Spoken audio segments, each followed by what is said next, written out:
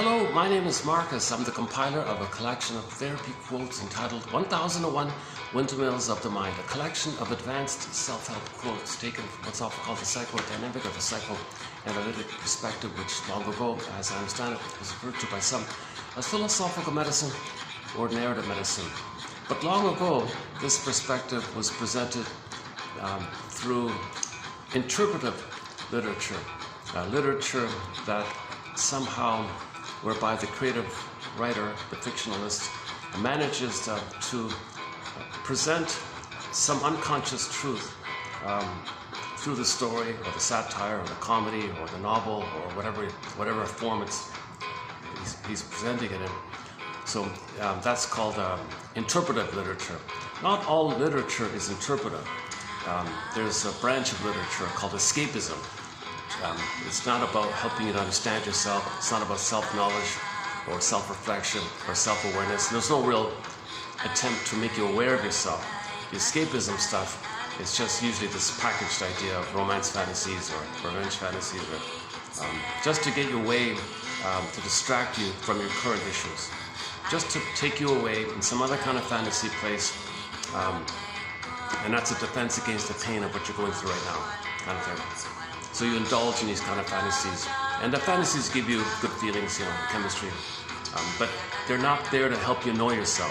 So that's the escapism idea, drugstore novels kind of thing. But some literature is what's called interpretive, where the writer is really trying to convey some kind of deeper truth through the story somehow. So you read the story, and you feel some kind of recognition, some kind of personal knowing, some kind of, you can relate to it more. It's like psychological food almost, right? Okay, so there's the branch between escapism literature and interpretive literature. And yesterday, Berger posted a quote from a guy who said that poetry is truth dwelling in beauty, truth dwelling in beauty. But he understands it in that kind of interpretive way. And the beauty part is, well, you present the difficult truth in a manner that's acceptable or enjoyable to the people. One quick example is simply by Confucius, from long ago, the philosopher Confucius. Confucius says, right? So he said to his students, so the psychology he's referring to is projection. So Confucius wants to teach the psychological truth, this unconscious truth called projection, something you don't want to admit about yourself, something that's too painful to know. And what happens is the psyche makes you think it belongs to someone else. You attribute something about yourself that you don't want to know and say others are that or this or think that or want that or so on, whatever it is. And that's called projection. So projection is a psychological defense to make you unaware of what's inside. You just say someone else has it. Your attention is out like that. At the same time, Confucius realized that projection is the means of bringing this repressed material to your consciousness. So he tried to present, so that's the truth part. So poetry is truth dwelling in beauty. So the beauty, any kind of way of presenting it that's palatable for people or likable for people or easy for people to follow. So he gave this little story, this little anecdote. Dear students, when I'm in a party of 3, I always have 2 teachers. To the one I admire, I study from him, I learn from him. To the other in whom I see traits that I don't like, I search for those very same traits in myself. So look at that, eh? That simple little story, kind of nice little story, but it conveys a deeper, challenging psychological truth like that, right? So most of the time, things you're saying about others, you might not be sure. Are you being objective, or is it just you're talking about yourself and it's too painful to know, so to not know it, you say someone else has it. So first scrutinize yourself. First investigate. Could I be talking about myself? And just try to, because the idea is that if you admit something you're saying about others belongs to you, now you're getting more self-acceptance. Now you're integrating. It's called psychological food. You're digesting, assimilating, and reclaiming something that you denied about yourself, you repressed about yourself. So projection is sort of the midway point to help you see what's repressed. So you look at projection and examine, could that be me? Because if it is, then you found a part of yourself. You can reclaim it, you see. So, okay, so usually the philosophers did this, but mainly, from what I can tell, it's the mythologists, the storytellers, the fairy tale people, and the mythologists, the so-called oral tradition. And then finally got written down with the plays and all that, and the Grimms and all that. So the oral tradition kind of was filtered through thousands of years. It's this, was it yesterday? Oh, I don't have it here. De Grotstein described it as a synthetic construct to convey universal psychological truths. So myths and fairy tales describe universal psychological truths, right? And they're presented in a kind of fun story, you know. So myths and fairy tales, we could say, that belongs to interpretive literature, or it's poetic or something. Hence the universal appeal. Hence we're so familiar with Snow White and Rapunzel and all that. So myths and fairy tales it's that presentation to make us be able to admit some painful psychological truth. So myths and fairy tales are code or metaphor, or this bridgeway kind of like holding kind of space to help you face this psychological truth. Myths and fairy tales are metaphors or symbols for psychological trauma. Now the psychological trauma is real, okay, but we don't really see it, right? So we create these kind of symbols, these stories, which are not real. So everybody says it. When you read myth or fairy tale, you gotta keep in mind it's not real. Anything in a myth or fairy tale, it's not real. It's part of a way to help you face something invisible that's real. So the symbol's not real, but you see it to help you find something that's real but invisible, a little link like that. So that's like the bridgeway.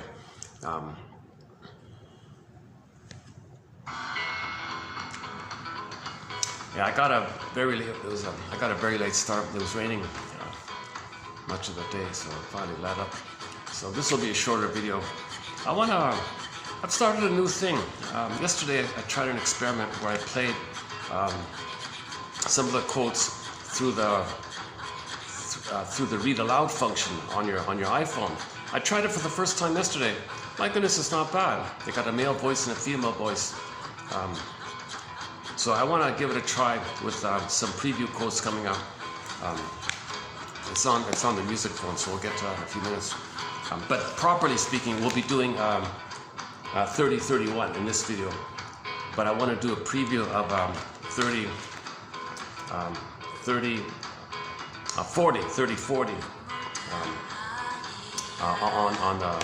on the voice and the read aloud voice function. And then see this experiment with it. The past two videos were mainly done were quotes from our mentor. I was very energized. It was kind of fun drawing on material from Edmund Burger. So back to 38. If you go to 30-38, I highly recommend this batch here. It's about the gold digger. My goodness, this is our first time to have a quote about the gold digger. We talked a lot about the Playboy and the Don Juan and the Peer Gynt and all that. We never talked about sort of the female equivalent called sometimes called the gold digger one. It's a very informative one, a very good one. And then the other part was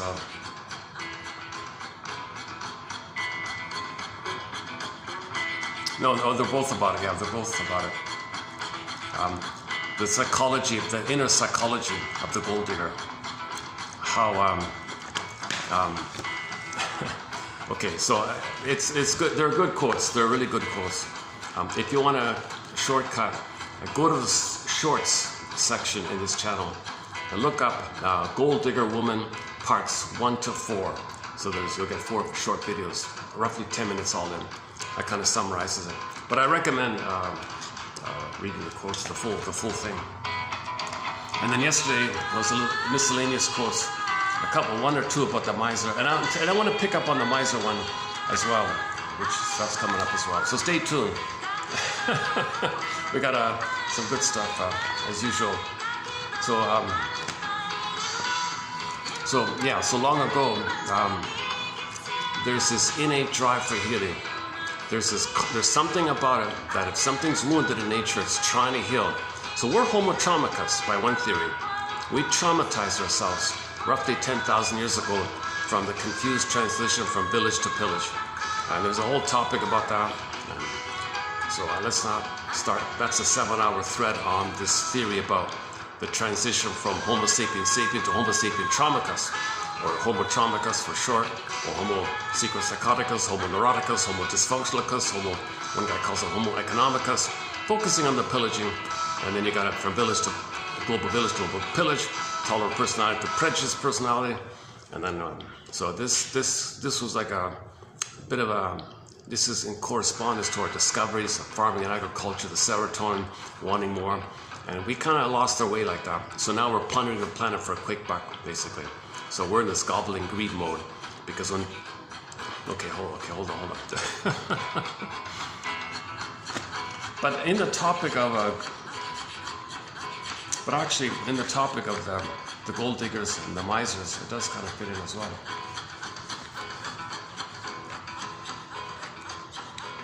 I'm kind of tempted to start it up. It's too late in the day.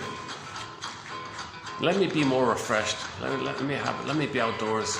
Let me be in a lighter, happier mood, and I'll tackle this transition from global village to global pillage, and then this ongoing effort to heal ourselves. So the storytellers came on the scene, saying, "Wow, we're traumatized. Babies were removed from the mothers in order them to feel that they were pillaged, so they become pillagers. Identification progressive. They didn't get it, so now they're going to symbolically chase. That's the greed part. So if they felt plundered, they'll plunder the planet. Doesn't work, so they do it again. Now we're in this kind of loop like that, devouring society kind of thing. And the pollution part was, well, the placenta's removed, so that's frozen. So you have an unresolved issue there. So you transfer what's symbolic of placenta. Well, collectively it's the planet placenta, so we pollute. But reality check, the planet cannot digest all the pollution and the waste that we're dumping in. But we're in this compulsion to get our placenta needs met, and our nursing needs met. So the nursing is the devouring, and the pollution is the phantom placenta idea. Okay, I know these are abstract concepts, but it takes 7.5 hours to kind of build up to some of this material. Jesus. We've got to talk about Homo botuensis. The Forbidden Planet one, the Star Trek one, Carl Sagan, Catch Epstein, and 1 or 2 documentaries, what they say. But anyways, let's just take it as a premise. Let's just start off with the premise that we're Homo traumicus. We're a traumatized version of ourselves. Okay, we're neurotic, Homo neuroticus. So neurosis simply means that when we lose our embodiment, our feminine element, our beingness, we had it at the beginning. We were born 360, whole and complete, and our beingness is there. And it's meant to continue to be with us. It's called the budding beauty, your emerging self. Because if you have it, and you live with a sense of beingness and embodiment, you're whole and complete, and you have an I, authentic I, ontological self, the sense of self, and you're home with them. Normal state of affairs, and the natural temperament is the golden ball, the radiant and warm and loving and affection, sensuous. And with the I, you have all sorts of quote-unquote more human side of being human. The regular quote-unquote more human side of being human, capacities, virtue, ethics, morality. Okay, so you make a mistake. Okay, well, there's an I there, and you're in touch with the ethics that you feel badly about something you did. And the ethics is you convey that you feel badly about the things you did, and you can specifically name the things you did. And I feel badly about it. And share all that in an attempt to make amends and repairs and all that. So the person has the capacity to apologize because there's an I there. You need the I to apologize. If there's no I, then you're in the archaic place of infantile entitlement, all about you, who cares? You're kind of in that more baby attitude place. But in a more regular development place, it's natural to make amends like that. The mother can love the baby because there's an I there. I love the baby, there's an I there. Mother doesn't have I, she can't love the baby, kind of thing. So there's, gratitude's another one. I feel grateful. There's a warm feeling, and you can accept it because there's an I there. But people with entitlement, they can't say thank you to receive, because if they're in entitlement in the baby place, they got to get. But there's a hole there, and it doesn't work. It doesn't satiate because it's past that critical time. It's too late, so to speak. So now they're in greed mode, and nothing satisfies. So that can lead to ennui, things like that. So with the I, there are a whole list of capacities. A good place to start is Masterson's book. One of our mentors, James F. Masterson, a book called The Search for the Real Self. He wrote it for the public. He's got other books as well. That's a very good place to begin with. There's even a short on YouTube, the copy, the VHS copy put on digital, kind of all scratchy and stuttered or something. But there's a short, it's only like 15 or something, there's a short interview with him on it. So it's not much, but you get a glimpse of the author. The excellent author, my goodness. He synthesizes object relations theory, developmental theory, half seriously, half jokingly calls it the Masterson approach. But he's kind of like Arthur Janoff. He clarifies things, writes for the public. So he's for that reason, for his clarity and for his helpfulness and clear examples, and for being a true teacher, he's one of our mentors, James F. Masterson. As are Karen Horney, Edmund Bergler, and others. So the search for the real self, he's got this sort of like checklist of capacities of the real self. So I won't run through them here, but you need that I. Appropriate feelings, wide range of feelings, needed feelings. So needed feelings. So you first of all, joy runs the console. The bluebird of happiness, Shirley Temple. The pleasant feeling, the serene, inexhaustible fullness of being one person describes joy as. So you got joy. Joy is the regular animating emotion, this pleasant feeling. It's a calm, pleasant, easygoing, happy kind of feeling. It's a calm, happy feeling. Joy runs there. Sometimes joy can be a little more excited or something, but now needed feelings. So if there is a loss, I feel sad. And you have the reality ego to admit, and the courage to admit there was a loss. That was a loss. And if you have the courage to admit that, then your I, the natural response to loss, will be sadness. So joy will step aside. I'm talking about the Inside Out film, a Disney film, Inside Out. So joy can step aside, let sadness run the console. Sort of the main message of the first film 10 years ago, Inside Out. Joy didn't know about that, so she said, sadness, go away, sit in your circle, you're bringing me down, I tolerate you, but kind of stick. No, nothing got better. So finally, the lesson was learned. Joy had to run the console. And then sadness came back. All of the joy for which you pray is 100 tears away. You can't bypass that. So the natural response to loss is to feel sad. It's a relief to feel your true primary feelings. It's not pain to feel sad. It's a relief because you have your I there. If you have your I, you're embodied, you're at home with it. It's a relief to have your beingness. It's a relief to have your soul. Come on. So joy and sadness are, from the soul like that.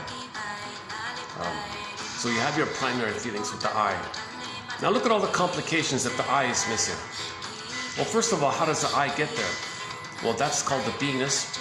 Okay? The beingness is sometimes called the feminine element, the feminine principle. So in bits of fairy tales, this would be symbolized or personified in the symbolic form of a princess. So the princess means the beingness. So when shrinks say soul, they talk about this. Okay? So the embodiment is like the soul. It's in your body. You feel real and alive. That's your soul, like within, like that. Okay? And in today's quote, it'll be called Pegasus, and your doing will be Chrysaor. When you resolve the mother complex. Medusa gives birth to the twins, Pegasus and Chrysaor. Okay, the twins. That's yin and yang. So think about the phrase, think about the fairy tale Maiden King. Okay, Maiden King, that'd be like Pegasus and Chrysaor, or yin and yang. Okay, so the yin, okay, is the being, like the moon, right? The resting, powerful moon, this beingness, this stillness, this calmness, this beingness, this restingness, called the moon, the feminine. So That's your embodiment. So the yin or the moon symbol, Lou Graham calls it the midnight blue. You know, whatever you want to call it. It's a code for your sense of serene, calm beingness. You're present. That presentness, the sense of presentness, this beingness and presentness. That's the yin and the moon and all that. Okay, so that can be symbolized. That could be symbolized as Pegasus.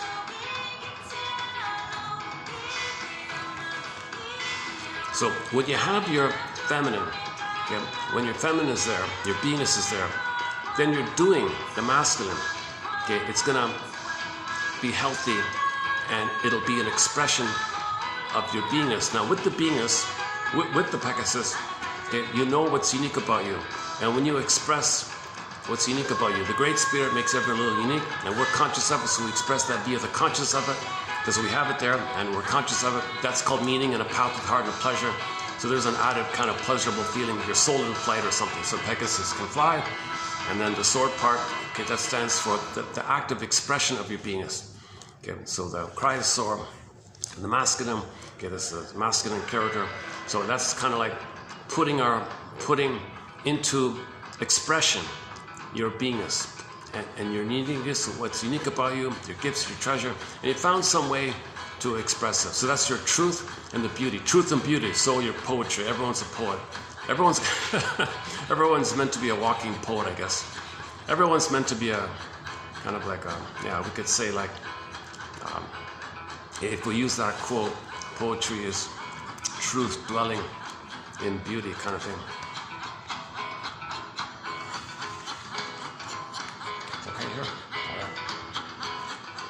I'm just in front of all these cars in front of me here. Okay, hold on a sec. Okay, Pegasus gives birth to the twins Pegasus and Chrysaor.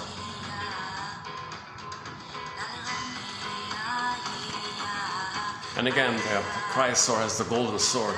So whereas before Perseus had like a regular sword, right?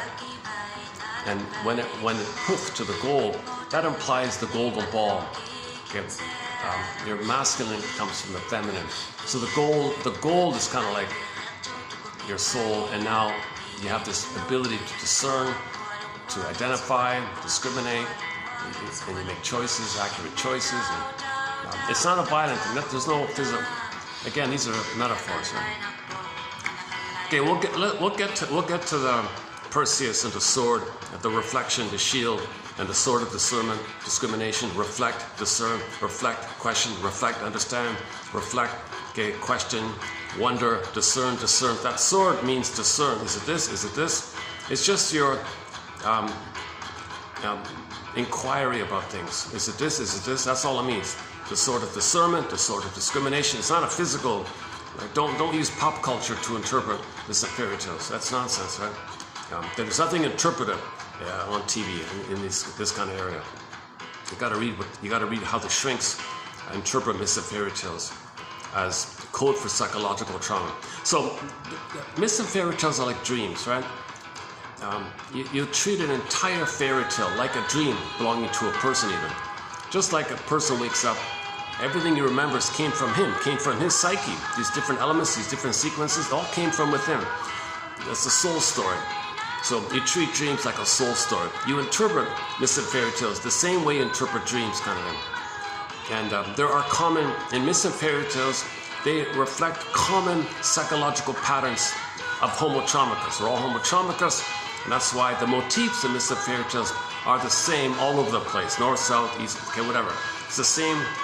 You have like little variations from local things, but the essence or the motif is the same stuff. Okay, many fairy tales have a goddess and a demon, psychic splitting. That's code for psychic splitting. For the baby, it is either or. If the baby's hurt, he's got to split it. He can't handle confusion, ambivalence, third side of the coin. He can't see the mother he can't tolerate the confusion with the mother. Babies need heaven. If it's there, great. If it's not, okay, click. It's heaven and hell. So goddess and demon like that. And then, so you got psychic splitting. So in the mind, you got fantasies of goddess and demon. Okay, that's just the baby's memory.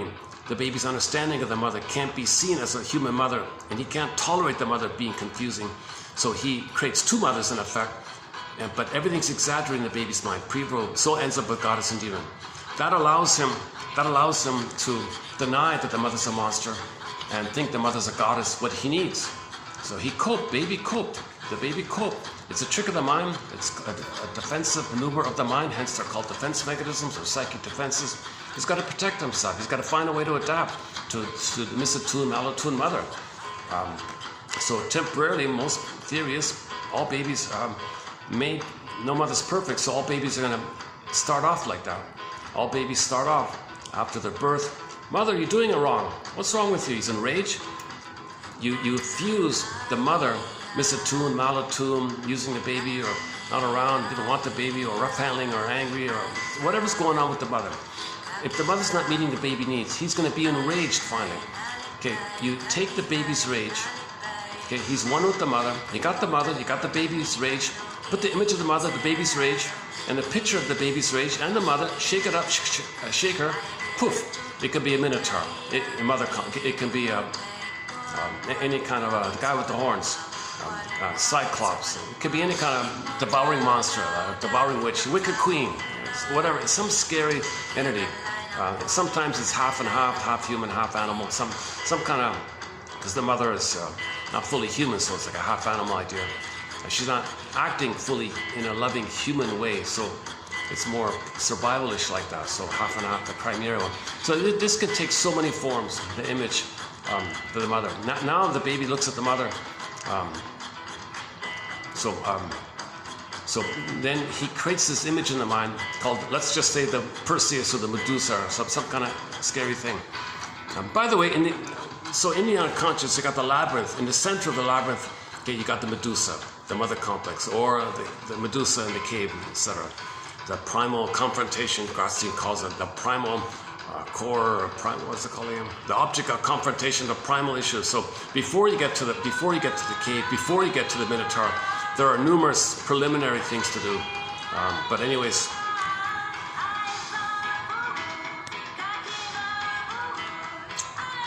our musical companion so far in this video is Beatrice Deer.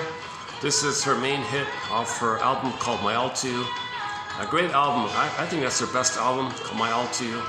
That's her main hit called Imunata or something. Hold on. Imunata. What is it? I-double-M-U-T-double-A.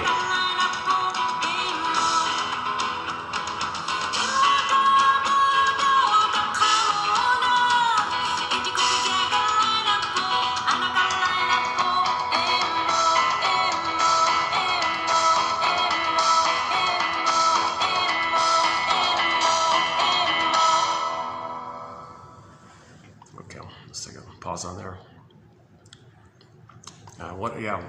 We've got several songs by Beatrice Deer. Classic rock, all genres, all around the world, lots of world music, indigenous singers. Willie Dunn, Willie Mitchell. When I say Willie Mitchell, I mean the one who sings Call of the Moose, Birch Bark Letter, Promised You a Song, many others. Yeah. Pavlov's Dog. Yesterday we played Coney Hatch.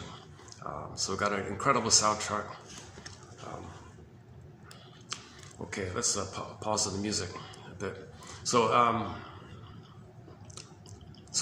we can't just directly. In previous videos, I kind of led up to the labyrinth. So first of all, you got the thread. So something's guiding. Okay, back up a sec. You enter into the labyrinth when you realize something's missing. When you realize the pin's in the collar. Okay, when you realize Snow White's in a coma, Rapunzel's in a tower. Okay, so let's back up a sec. The baby's born with the budding beauty called Snow White. Okay, an example of Snow White, we'll call her Snow White. Okay, a princess, some kind of symbol of your feminine element. This beautiful budding beauty called the emerging self. Psychologically, it's the emerging self, meaning your authentic self. And you come from the authentic self, maiden came. So the maiden, if the maiden's there, then your doing will be ethical. So that's why the fairy tale is called Maiden King. You got your beingness, and from the beingness, you're doing the masculine, the king, the masculine, that it'll be an expression. It'll express the qualities of the beingness. Oh, every time I come here, there's always someone just in front of me there. Hold on a second. Let me change spots here. Let's try this.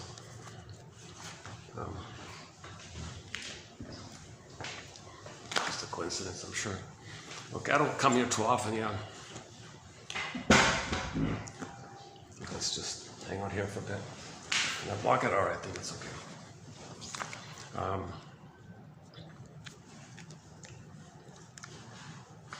So yeah, Robert Bly, Robert Bly and Marion Woodman, they have a whole book called The Maiden King.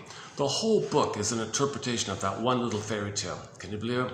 The first half by Bly, the second half by Woodman, or the other way around, I forgot. And they do a great job. They even did, I can't find it, son of a gun, they even did a TV miniseries up in Ontario back in the 90s or something. I read about it, and they discussed it in the book a little bit, and on the audio, when there's a couple of audio discussions on it, they make reference to that thing. I looked for it. Sure enough, there was 6 VHSs. It never went on to DVD, and the producer went out of business or something. The tapes seemed to be gone, but they did exist. There were 6 VHSs. It showed the complete series of the two of them presenting and discussing the fairy tale with a little group like that. So it'd be nice to finally see that one day. But she talks about the Firebird's the highlight of the Firebird is the highlight of the thing. So we can't control the Firebird. The Firebird means you're getting back your feelings. You're getting back your aliveness of feelings. You're going to feel real and alive. The symbol for getting back your soul is the Firebird. You hop on the back of the Firebird, you ride the Firebird. Now you're feeling the Firebird, like the vibrant feathers and the aliveness, the golds and the reds and the oranges and all these yellows and all these vibrant, and it's alive. It's a Firebird, like a phoenix, kind of with fiery feathers. It's just a symbol for you're going to feel real and alive now. So now we don't kind of control that kind of thing. You have to kind of get out of your own way, so to speak. So you have to identify how you get in your own way, how you're afraid to heal. Okay, you got to face why you're afraid to heal. So you got to identify that you're traumatized, kind of thing. Okay, so we're born with a 360. Like back to Robert Bly, we're born with a 360 completeness. So we're embodied. We feel real and alive. Everything's cooking. Everything's happy, kind of thing. But then usually at birth, right at birth. Okay, whoosh, trauma, okay, betrayal trauma, birth trauma, relational trauma, interpersonal trauma, developmental trauma, weaning trauma. Some kind of shock takes place on the baby. There can be both, like a shock and a relational frustrating dynamic with the mother, where she's misattuned, malattuned. Mothers are often misattuned, malattuned because they break the oneness. Babies are not meant to lose the oneness at birth. The cord's supposed to stay, the placenta's supposed to stay. Okay. It facilitates the transition from the water world to the land world because the babies need an extended social interpersonal interaction with the mother. Once the cord and the placenta are removed, okay, that's the bridge to the mother. Where's the mother? Abandonment syndrome, abandonment complex. The soul, represented by Miss Core, authentic core of the person. Earth opens up, she gets pulled down. Look at that image, geological metaphor. So on the earth, you got the crack, and so that means your beingness can't be a part of you. I was trying to, I was saying it in a very excited way last time. So imagine a symbol to represent you don't feel your beingness. So go to the fairy tale and look, or the myth, and notice how Miss Core got pulled down into the unconscious, and now there's a crack in the earth, and Miss Core can't stand there.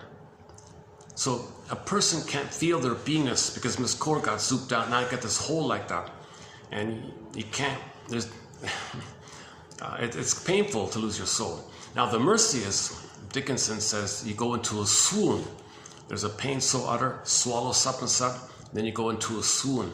So the mercy of the pain is your brain will send you endorphins. So you'll be numb, you'll be mushy. This will be this drunk-like, stupor-like, mushy feeling that's numbed over. So now you're in a trance in life. Now you're going to be sort of going through the motions of life, sleepwalking through life. Yes, you function in life, but something's always missing, right?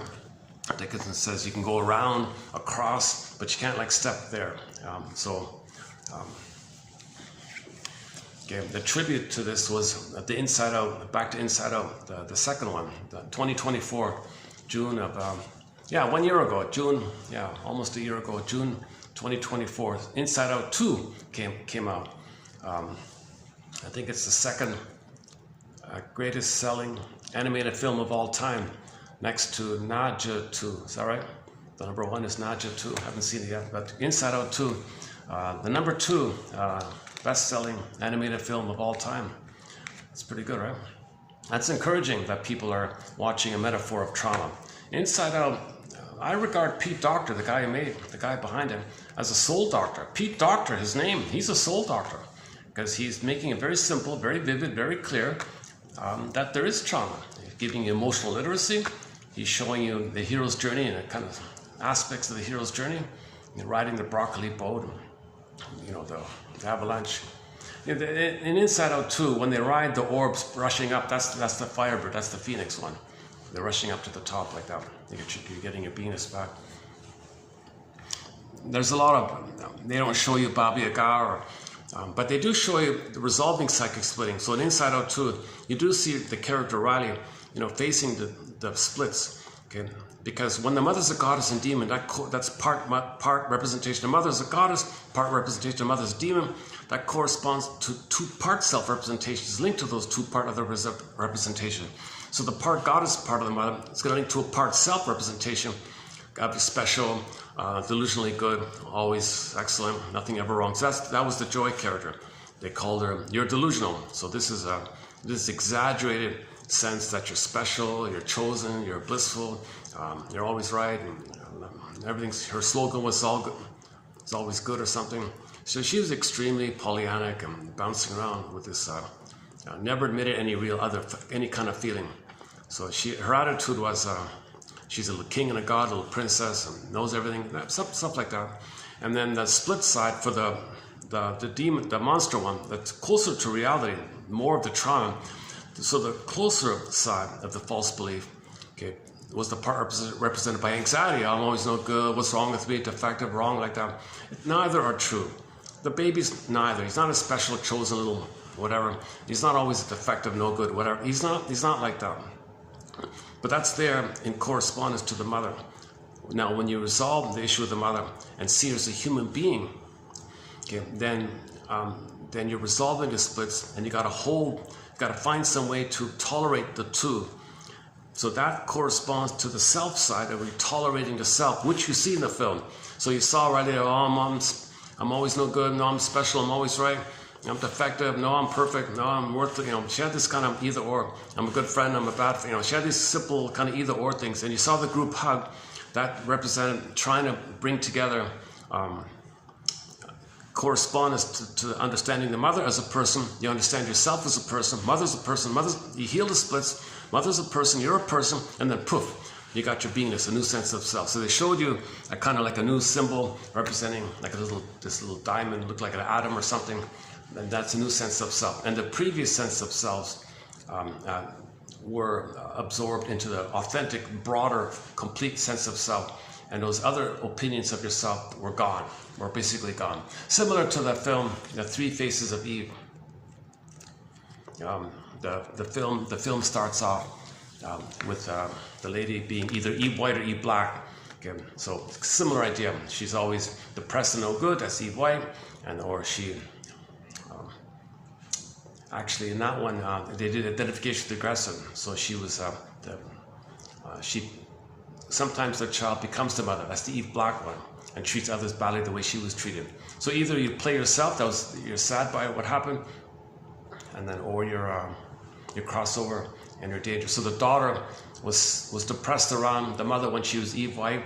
She was scared of the mother when she was Eve Black. Eve Black just means that the mother crossed over, became the shaming mother, and Eve White was her having been shamed. Alain Golem refers to it as frozen child, freezing parent. Okay, in the film Eve White or Eve Black. It's connected to psychic splitting. So anyways, she went to therapy, and then 3 years later, with the cigar chomping guy standing in for Mr. Freud, obviously. Poof, Jane appeared. She resolved psyche, explaining she became Jane. Natural, loving, calm, easygoing, friendly. And the daughter said, "Oh my God, mother, I love it when you're Jane. Please, please, mother, stay as Jane.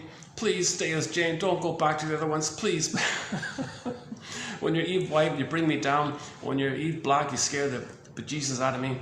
Please, please stay as Jane.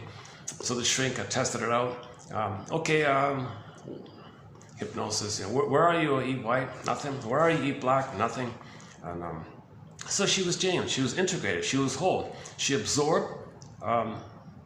She psychosynthesized and admitted the reality ego that mother was impaired. That mother was impaired. She's a human who was impaired. She couldn't love. Still some benefits. Played Bruce Springsteen, Toronto Independence Day introduction about that. Rosanna Deerchild's quote, "The more I learned about that story, the more of a person she became." So you got to see your mother as a human. That's a key one. You got to get your mother's story so you can see her as a human being who's traumatized. There might have been a social factor involved into her being traumatized. Maybe she came from a place that was plundered and pillaged, and a lot of harm like that. So she never had a chance to heal or something. You got to have some kind of reality. So you got to get her story. What role did she play in her family system? You can look at her humor. You can ask her about her earliest memories. But did she develop? Because if she didn't develop, and she doesn't have a beingness, she doesn't have an eye to love, and she's trapped in a mirror, she might become very narcissistic. Okay, so she might be like that wicked queen in Snow White. Mirror, mirror on the wall, who's it all about? Okay, that's code for narcissism. The wicked queen in Snow White is code for narcissistic mother. Gotta go back. Jeez, what's with all these? This place, I got this. It's a nice little place. This has there's a lot of security guys all over the place. They got both regular security and these sort of undercover security or something. Okay. They all know me by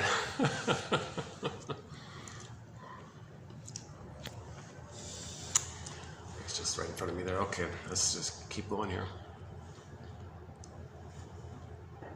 Maybe I can yeah, let me try the other angle here. I don't want to keep seeing the guy as I'm talking kind of thing. Let's try it this way here. How's that? Is that going to work? Let's just try this for a bit. All right. Lighting's still okay? Yesterday I was a little tired. I did it in the park. In the rain too. First time for everything. The first time for everything. I did a video partly in the rain with the umbrella. No. Parts of it were okay. A little clumsy sometimes. Okay, I have not been analyzed. I'm not a professional speaker, nothing like that. I have no PhD. I'm not a professor. Never studied psychology. I've never been analyzed.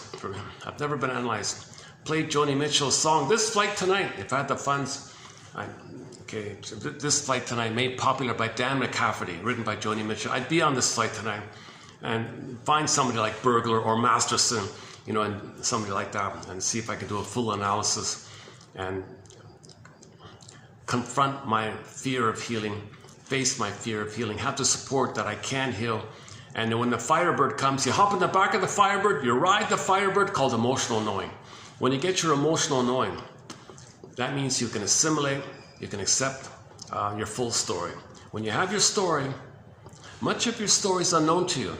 Your imprints, your internal working models, your traumatic scripts, your intrapsychic structure, your endopsychic structure, the infantile stencil you make, and it's based on pain, and it's kind of like a lens. You see life, you wouldn't even know that.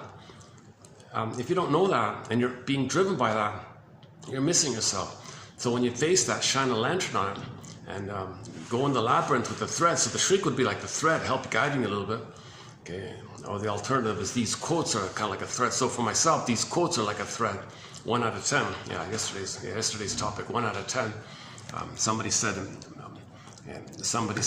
if you start a business, Don't criticize yourself if it doesn't work out, because only 1 out of 10 businesses are successful kind of thing.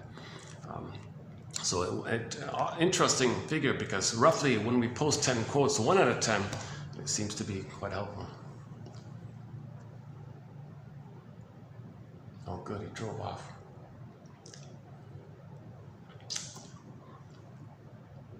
Just stay here? Is here okay? All right, let's just stay here.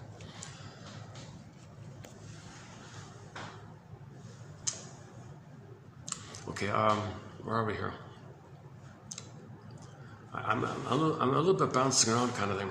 See if I can trace back. 1 out of 10, yeah. So if you read 10 quotes, it seems to be the case that 1 out of 10, at least for myself, I found helpful. And these 10% of the quotes are kind of like my thread. It gives you a little guidance, a little you know what's going on kind of thing, hence the thread in the labyrinth. You're going to be ejected out of the labyrinth if you don't have any kind of thread, or, you know, because especially if you have no thread and the Minotaur comes, okay, now what, right? And you have no sort of discernment, no shield to reflect, no thread that leads you to that, no inability to answer Baba Yaga's questions. So you'll be pushed out of the labyrinth. So to go into the labyrinth, i.e. the midlife audit, the midlife examination period, okay, this self-scrutiny kind of thing, this kind of survey of your life that usually begins around the 40-ish kind of midlife kind of thing. Because at midlife you recognize the pins on the collar, okay, flat affect under the collar, flat affect.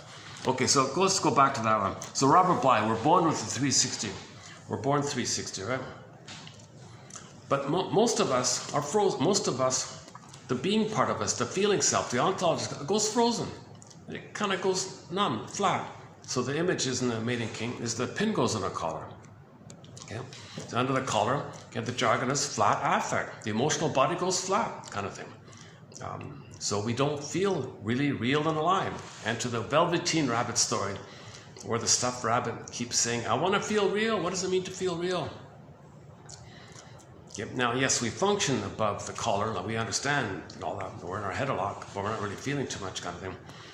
And to the one take on the Snow White in the glass coffin, in one take of it, she can see, she's awake, she can see through the glass, but she can't feel into the world. But the metaphor means she understands the world, she can function in the world, she can pay the bills, drive a car, get 10 medals, 10 PhDs. She can do things in the world, but she can't feel in the world. She's got the glass there. Okay, so that's a similar idea. The pin in the collar, flat like that. There's a glass wall like that, or flat like that. So Jesus, right? So where's the aliveness? Where's the animating aliveness? Meaning the princess. Where's the princess? Okay, so Maiden King morphed into a bird and flew away. Okay, sometimes Echo turned to stone, to a statue. Turns to a statue. And this motif can take thousands of forms, right? Okay, so we're born with 360, but much of us, the authentic self, is missing.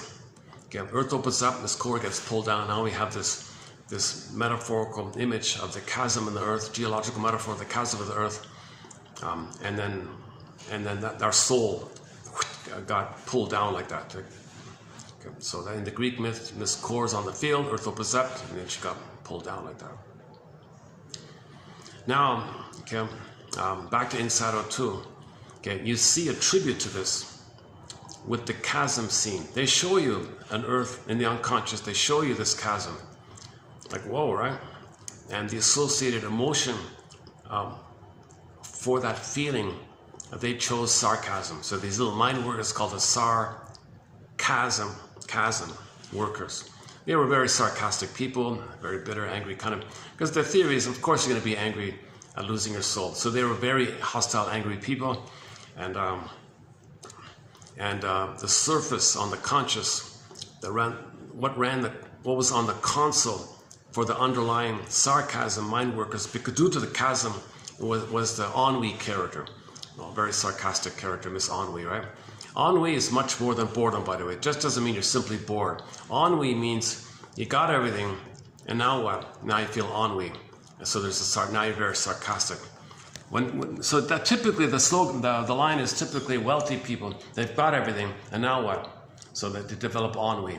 Whereas the average person kind of always has kind of some hope that if they get something, maybe they'll find happiness. So they always kind of have some kind of hope. But if they have no chance to chase their hopes, they might feel bored. But they got the hope, so they might be bored in that sense. Versus the ennui means the wealthy got everything, and now what? That's just one. We did 3 videos on the topic of ennui a couple of months ago. Okay, so anyways, back to the Inside Out 2, the chasm image. Okay, Mr. Ballant calls it the basic fault, or simply the core fault. Okay, Miss Guru calls it the abandonment syndrome, the abandonment neurosis, the abandonment complex.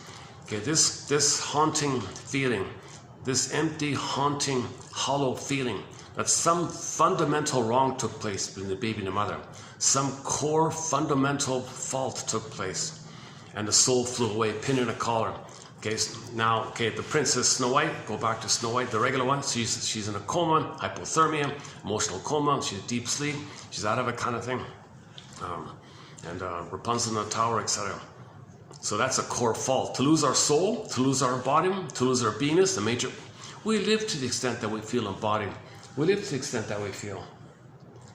Yeah, there's no way I could have done this outdoors today. Yeah, it's been raining pretty much. It's been raining pretty much the whole day, off and on the whole day. Yesterday I got lucky. It was just for a few minutes, off and on for a couple of minutes. Here today it's much more of a pouring kind of thing. Some of the streets are flooded, partially flooded. You know.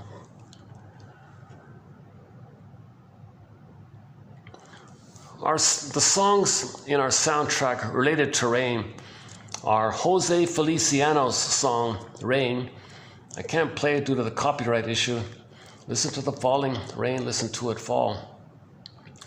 I've tried to play Anne Murray's cover of Jose Feliciano's song, also copyrighted.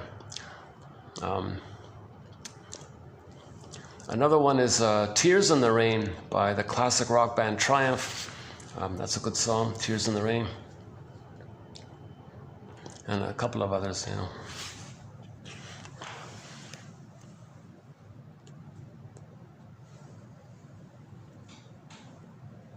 Was it Vonda Shepherd? Was that one? Okay, we'll get back to the rain songs later.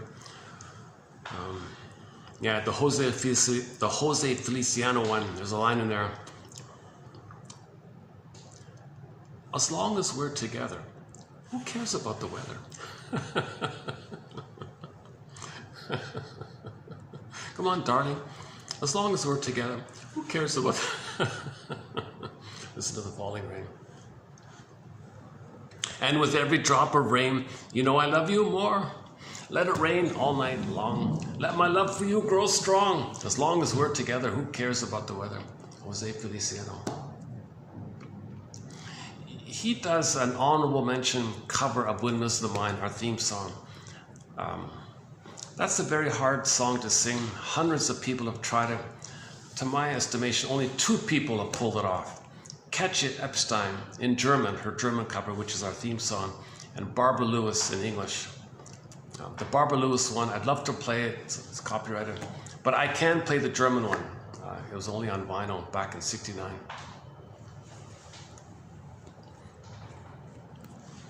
Windmills of the Mind. Okay, okay, so yes, right. So the chasm image, basic fall. Okay, this can be due to weaning trauma, by the way. This could be due to birth trauma, the constant strain of the misattunements and the malattunements with the mother, letting the baby cry, schedule, wake up baby, force feeding, not holding the baby smoothly and comfortably, all these kind of irritating things. Again and again, it's a strain on the child. He can't take it anymore. Okay, earth opens up, soul goes away. Okay, and then now what? Where the pain of losing your soul, okay, his basic need to have the environment for his budding beauty to blossom and be a part of him and have the princess within. Okay, that's a real disappointment. It's also known as a betrayal trauma. Mother, you betrayed me. You failed me. You betrayed me. the greatest hurt of all. Mother betrayed me. She failed me, kind of thing. So now what?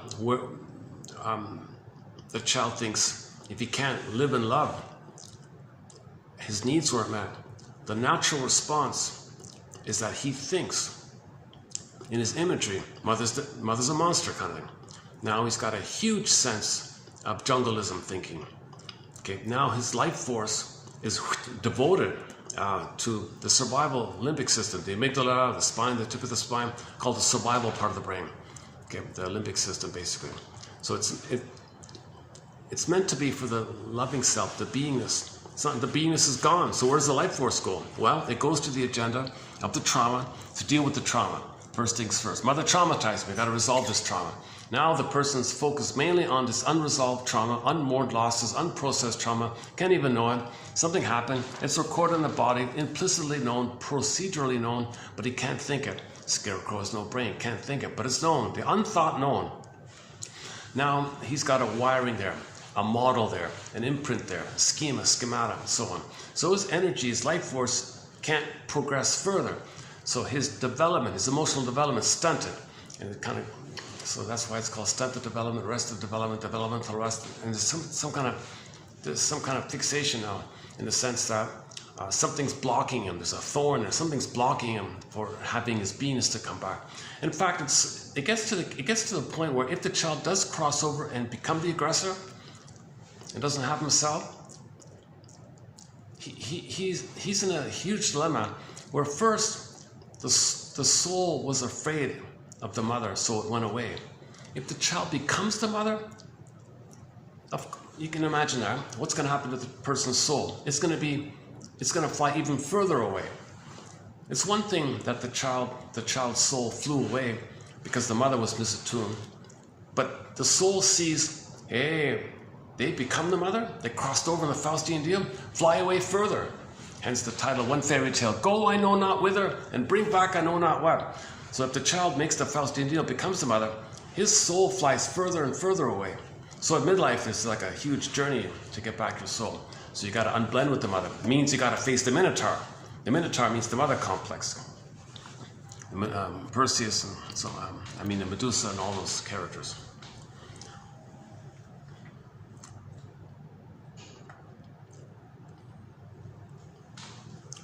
Okay, so we were talking about the soul flies away, identification with the aggressor.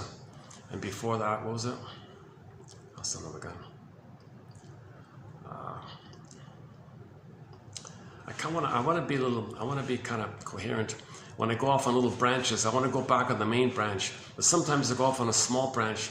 I forgot the main branch, so I got to start another little branch, and maybe then I go back on the main branch. So sometimes I'm a little.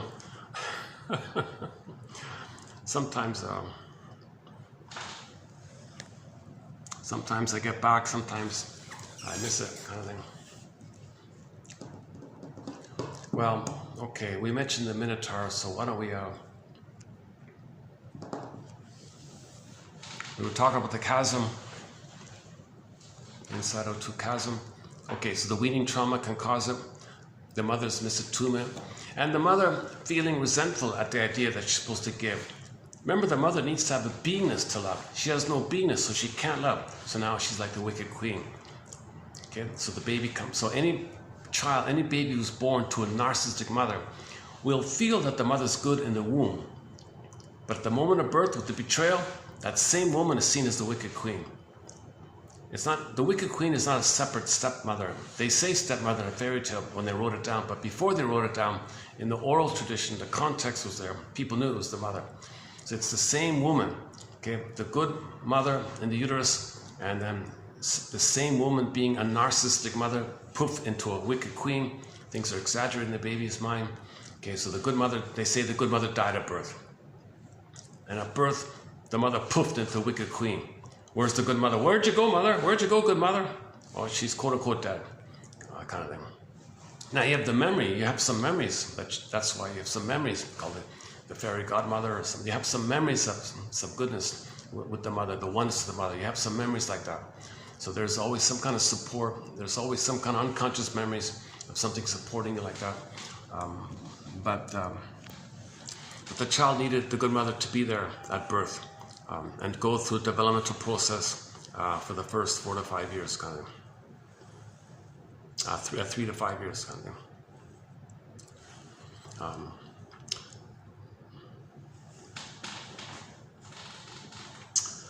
Hang on. I want to get back where I was. Where was I? Listen to the falling rain.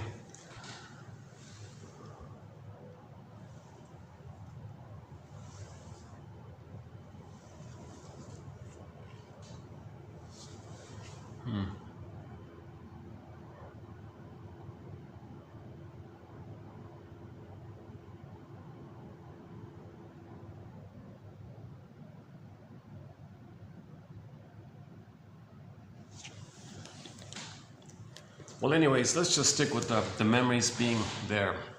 The implicit memories, the procedural memories, this internal working model. Now the child's life force is going to be devoted to this past script, this past traumatic script, because there's trauma and there's pain.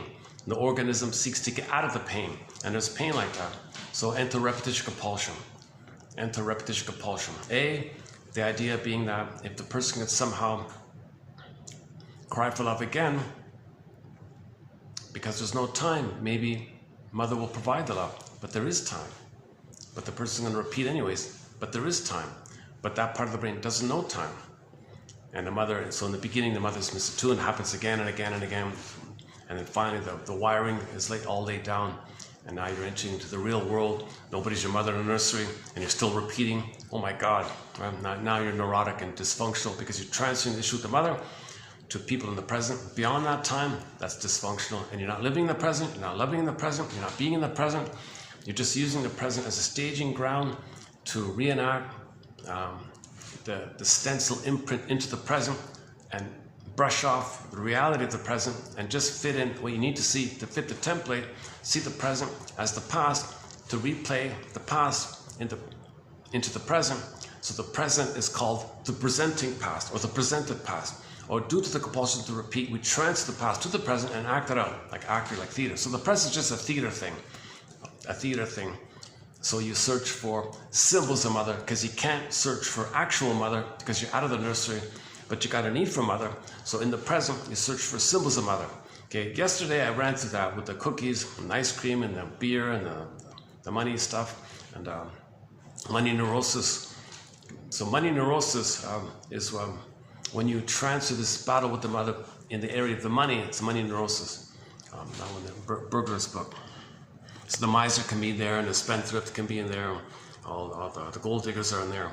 Okay, this irrational, infantile perspective from the nursery being put onto the money area. It's greed and avarice and stinginess and that kind of thing.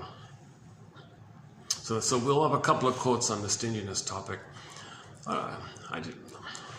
I've avoided that topic for so long, so we'll just do a little bit on the stinginess. In the last video, we posted 2 quotes on the miser character, the Scrooges and all that. We posted 2. Number 1, they're miserable, so they're stingy. On the other side of the stinginess coin, they're unhappy. The other one was, ironically, so since they're so greedy and they're hoarding, they are prey to con men. So they're stingy with themselves, stingy with others, stingy with their families, stingy with their children, and then some con man comes in and they're easily fooled. There's a sadness like that. The idea of them depriving their family and their children is because they're replaying what they felt. He felt deprived. He sees the children and the wife as them, and he's going to be the refusing, depriving mother. So he identified with the aggressor. Mother deprived him. He becomes a depriver, has a kid or something. Kid, you're me. I deprive you. So he gives like a little crumb to his kids, and the wife complains, "Could you please enlarge my? Oh, how dare you?" You know. And he hoards and greedy. He's operating from an issue. So money is in service, is looped in. Money is the hook. Money is the hook that he transfers his past problem with the mother onto. And money is the hook, and he hangs his coat on them. So the money's being hooked in. And this hooking of the past to the money is called the money complex. Now money is being used in relation to this old trauma in the past, in the present. So the miser is stingy with everybody. He's got money and all that, but he's got to be stingy because he's constantly saying, "You're me when I was a baby, and I'm the refusing mother. I'm the cold, rejecting, fusing mother. I don't give anything. I give you a crumb if I have to. I hate it, but I need you around so I can refuse you. I need someone to refuse, so I'll give you crumbs so you'll be there, but I'll refuse you all that. I need someone to refuse." So he's in this infantile thing, and money is in service of the infantile. So when money's in the service of the infantile thing, it's called the money neurosis. And there's a whole book on this by Edmund Bergler, one of our mentors mentioned earlier, called what's it called again? Money and, it's easy to find. Just type in 1951 Edmund Bergler money, you'll find it. He's one of the rare people that wrote a book on the psychology of money. It's pretty good. It stands the test of time. It's a good book. Not many people have the bravery and integrity and courage and passion like Bergler does. So he wrote a whole book on money. And check out the one about the gold digger we did 2 videos ago. And yesterday a little bit about, also from that book as well. And today I want to do a preview of a couple of other quotes from that same book. So we'll get there in a minute.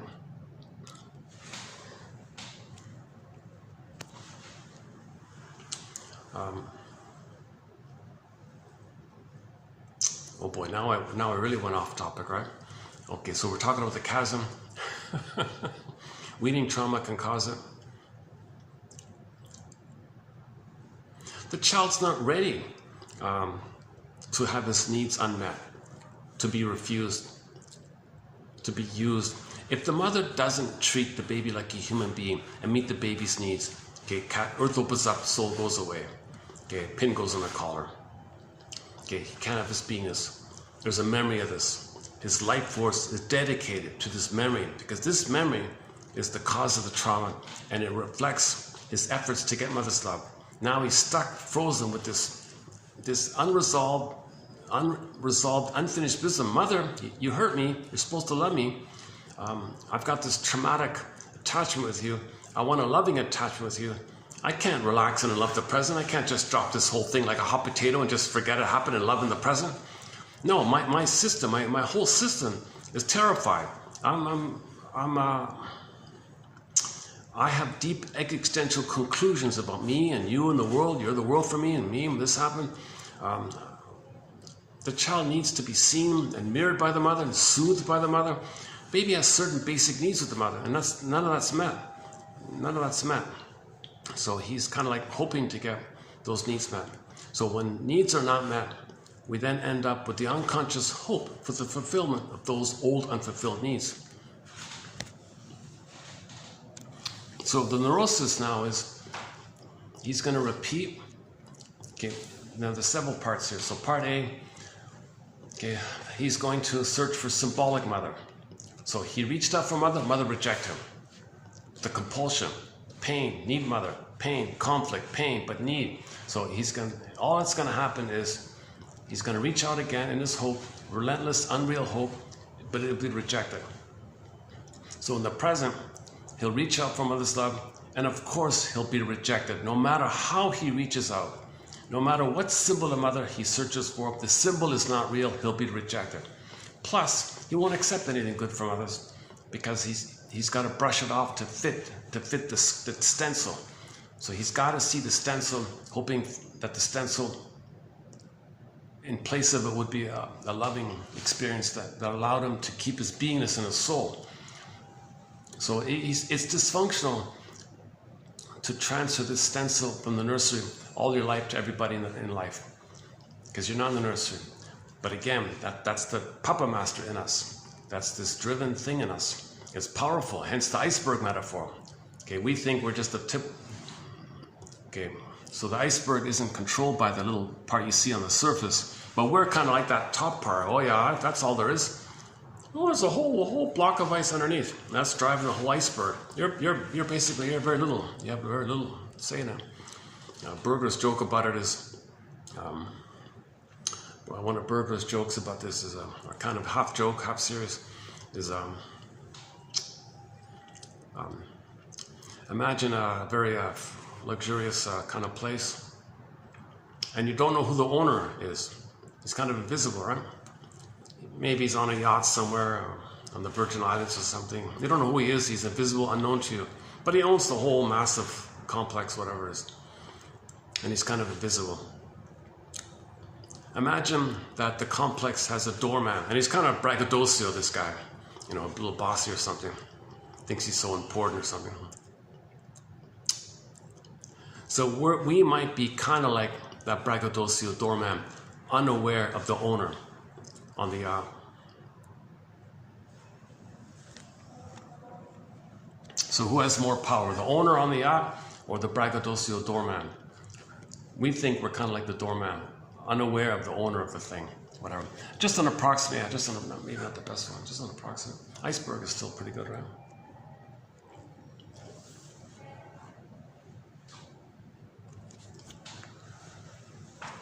Listen to the falling rain. Or, yeah.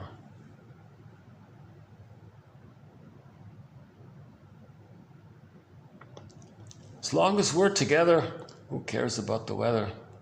Well, to a degree, right? I mean, if we keep plundering the planet, you know, Jesus, of course we're going to care about the weather, right?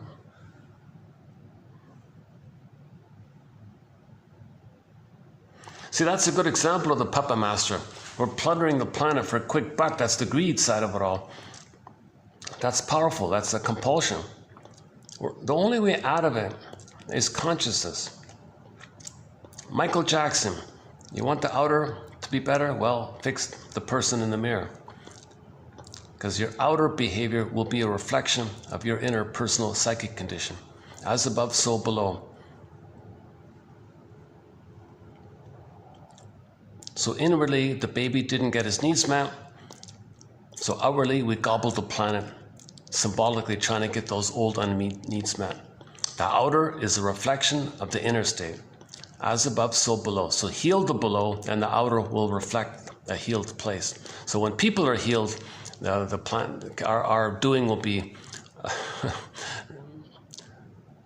we'll see things in an attitude of gratitude for the planet, like the indigenous people have been telling us for the past 100,000 years or whatever.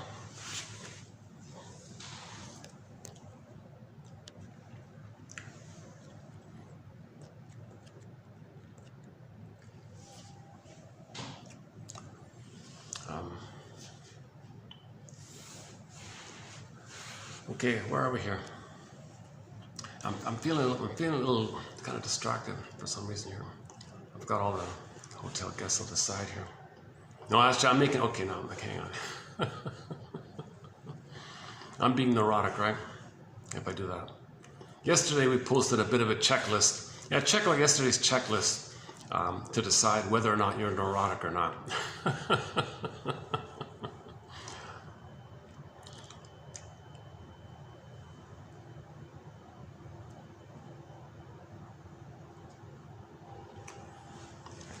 Okay, so if the life force is devoted to the neurotraumatic script, imagine this neurotraumatic script as being pressed on a 45 record, like pressed wires laid down in the brain.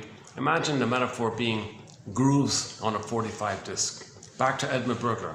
Every neurotic is a music enthusiast, but he only has one record. He carries it with him. He carries this 45 with him everywhere he goes.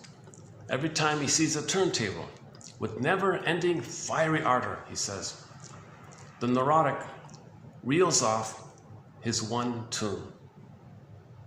You can't enjoy the present. The present is going to be a reenactment of the past. He's only got that one tune. He can't enjoy life because of the pain. The pain is the primary thing. His imprint is, it's a jungle. Mother's a monster, he's trying to survive. He thought he was a goner. Babies think they'd be a goner if they're dealing with the monster.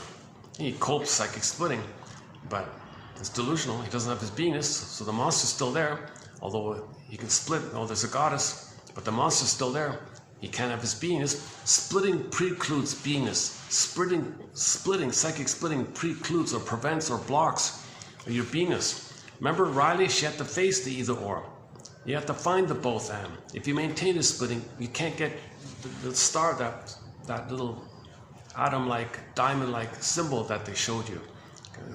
The diamond approach or something, this with many facets, it all held in, also known as the third side of the coin.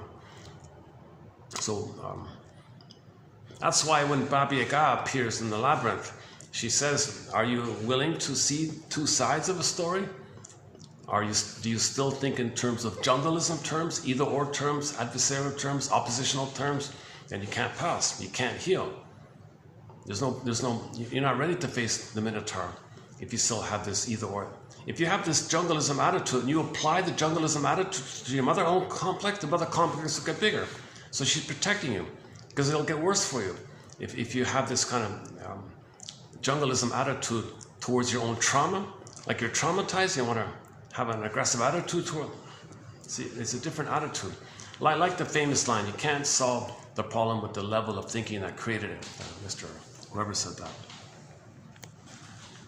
So the new level of thinking is called the feminine, reflection, discern, Perseus, reflection, discern. It's not an actual thing. Don't go to pop culture for myths and fairy tales. Get the metaphors. You look in the mirror. So it gives you like a pausing capacity. It means you're going to pause and reflect because you're not going straight into it. You're going to like give yourself a little pause and so Perseus looks at the shield there. Okay, and it's a facilitating device to make you pause a little bit and see and reflect what's there. Something's there, well, let's reflect on it. Hence the mirror, hence you're back to it, looking at the mirror. Now you're looking at it, now you got to think about it. Now that's the discerning thing, the sort of discernment like that. That's a feminine element kind of thing. That's the hero and the courage element. The hero idea. Theseus and Perseus and all these Odysseus and all these characters, they're all called heroes. Okay, that's a personification that within you. If you're doing the work, then those characters are kind of like in your dream world, like that. So the story of the Odyssey and Perseus and Theseus, it's kind of like going on with them as on the surface you're doing the investigative work. You know, like you're doing that kind of work. So at midlife, you recognize pins in a collar, something's missing, something's going on. Let me enter into the labyrinth. Okay, let me do the audit. He calls it a self-scrutiny. Other people call it the life survey. One guy calls it the midlife examination period. Another guy calls it the midlife audit, simply known as the hero's journey. The monomyth. See, in Twilight Zone, seeker of truth. You're going to be a seeker of truth, psychological truth. And when you get to the Minotaur, that's when you realize you were really enraged, because that's the primal thing. Mother failed me. She betrayed me. She was impaired. The reality, she's a human. You're enraged. Mourning. The mourning is admitting the grief and the sadness of what happened. Your whole life you never had a loving mother. That your mother died at birth. Your good mother died at birth. What a loss. To lose your good mother at birth and to be raised by a wicked queen called a narcissistic mother. What a huge loss. Now you're admitting this. So that's a personal side, and that's facilitated on yourself when you parse out what's you and the mother being impaired. She's a narcissist. You parse it out. You separate it. And then the Minotaur poofs away and go on your way kind of thing. Okay, so the thread helps you get to that kind of place. And then the shield and discerning like Perseus, like that. Now, but along the way, there are so many mini labyrinths within the main labyrinth before you get to the mother complex. Medusa, Minotaur means facing the mother complex. Mother complex just means she never loved you so that you can be free from her and be yourself. Ironically, when she loves you, you're free from her. You can be yourself. Thanks for being nice to me. I'll carry that with me, and now I can focus on myself. Thanks, Ma. I'll take it from here. And you have that kind of experience that you can treat your. She did her job to make you feel safe, and you learn from her, and you're wired in some positive things, and then it's a part of you now. And you can go ahead. So now you can be yourself. Thanks, Mom. I can be myself. But if she rejects you, You got a lot of anger with her, frustration with her, oh, that's the mother complex. Too much energy focused on the mother. Now, some mothers like that. They want that. That's part of the mother complex. They want that. Some mothers want the child to be focused on her because she's afraid to be alone. She wants someone to be there for her, and she treats the child's dependency as a source of narcissistic supply. So she's using the child as a fill-in for the missingness in her mind of a loving mother that didn't exist. The soothing interject, the holding interject, the internalized good up. There's a hole in her. There's a hole kind of like in her psyche where a loving memory of a good mother should be there. So she turns the baby, you're going to be symbolic of my mother. Whoa. So how does she hope to do that? Well, make the baby depend on her, make the baby always turn to her.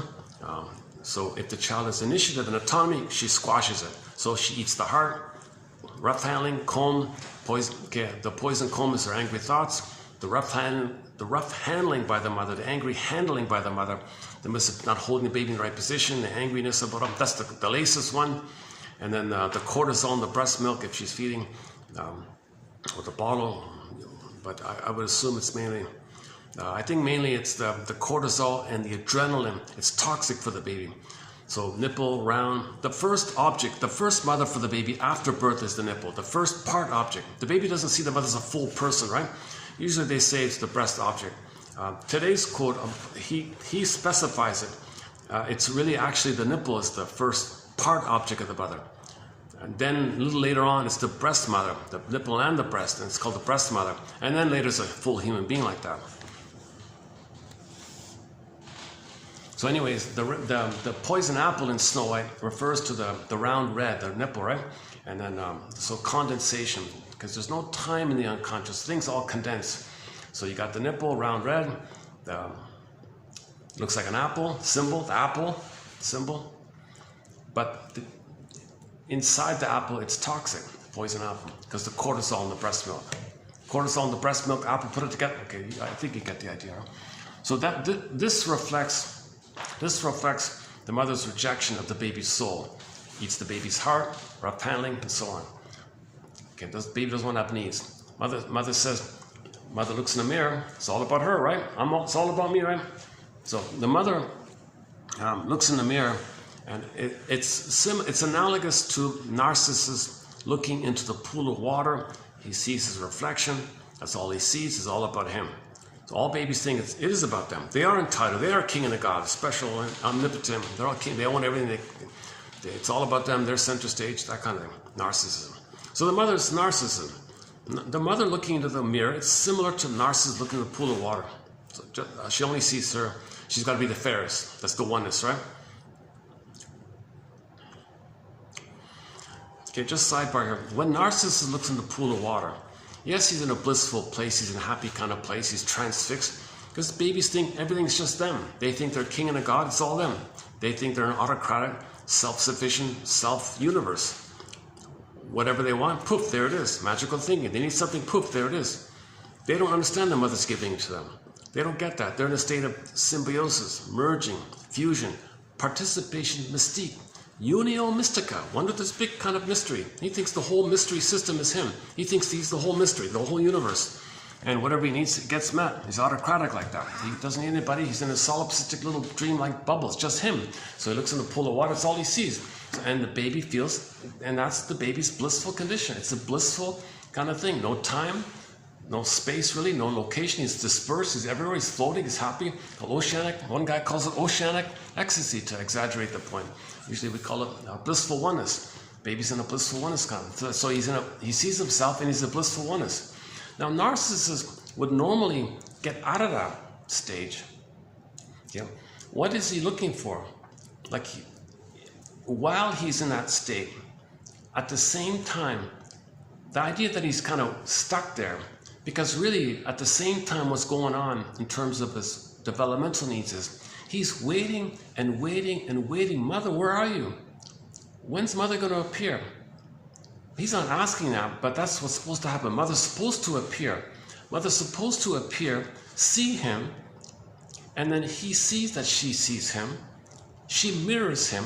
He understands himself because she understands him. This facilitates the seer. No, that's the theory. That's sort of a theory about that. If the child understands himself, if the mother recognizes him, he can recognize himself.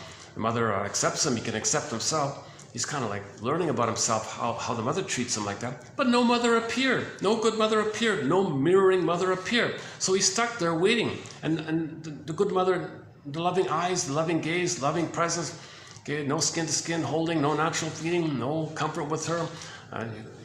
Already betrayed and abandoned, he's still waiting. No mother, no good mother ever appears. So Narcissus is stuck there the whole time. His soul, by the way, Echo, splits off, disassociates, flying in the corner, and turns to a statue. Echo, the soul, turns to a stone.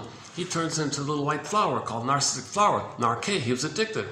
Beyond that appropriate time, he's going to become addicted to this, because it is a blissful feeling. You know, this blissful feeling, it's considered addictive beyond that critical time like that. Children, babies are not addicted when they're in a blissful place. That's just part of the natural developmental fizzling process. He gets out of that kind of thing. But if you're traumatized and you're always kind of stuck there, narcissism is considered addictive. Hence, they named this psychology narcissism after the Greek myth of Mr. Narcissus, calling him the flower, Narcissus flower. They named him after the flower Narcissus, because Narcissus, the flower, gives people an illusionary, dreamy-like thing, because Narcissus, that flower, comes from Narke, a drug-like thing. So the flower, I don't know the details, but that flower apparently has a hallucinatory kind of things. And they named that psychology after that hallucination. The baby's in a hallucination kind of thing. Narke.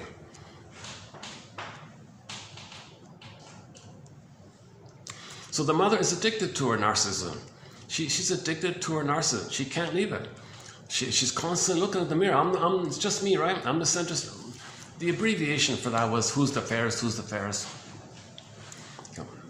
It's not specifically limited to who's the prettiest or something, nothing like that. It's more than just, yes, it's included. You know, a mother might be jealous that her daughter's prettier than her. She might be jealous and envious of that. That's just a really small kind of thing. It's a broader, more general, universal pattern. Okay, the mother didn't get the chance to be seen, to leave her mother, and she's trapped there, transfixed, thinking it's all about her. So if the child has needs, well, oh my gosh, she freaks out, mother freaks out. I'm supposed to give? You gotta be kidding. In her mind, being in a state of entitlement is a 24/7 insatiable, greedy condition. She can't give like that. She's got to receive and be entitled. She's waiting, it's all about her. If she gives, that implies she has the ability to give. She doesn't have the ability to give. And she's supposed to give, that creates a lot of pain. To get out of the pain, she crushes the baby's spirit like that. So anybody born to a narcissistic mother might relate to that the Snow White fairy tale. One of the most popular fairy tales, right? Snow White. Okay, because there are a lot of mothers out there.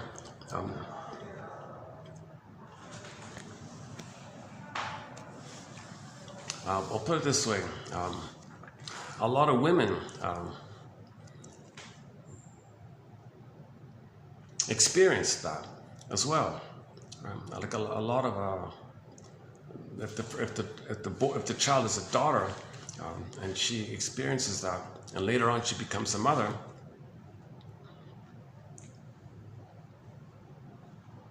So narcissism works for both men and women.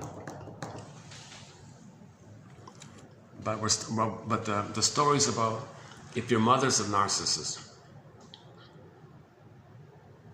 Now she may have become a narcissist because her mother was a narcissist. Intergenerational trauma.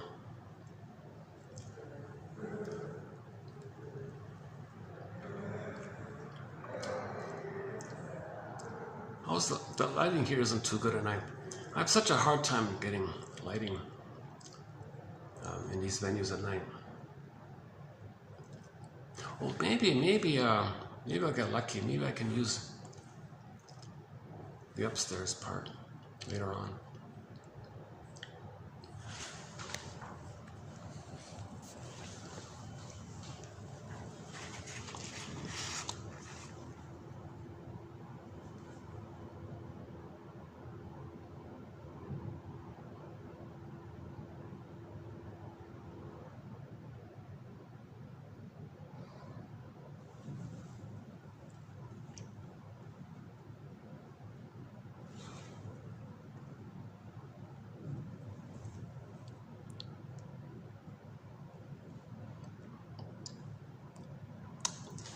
So once again, for the price of a you know what, is it showing up there?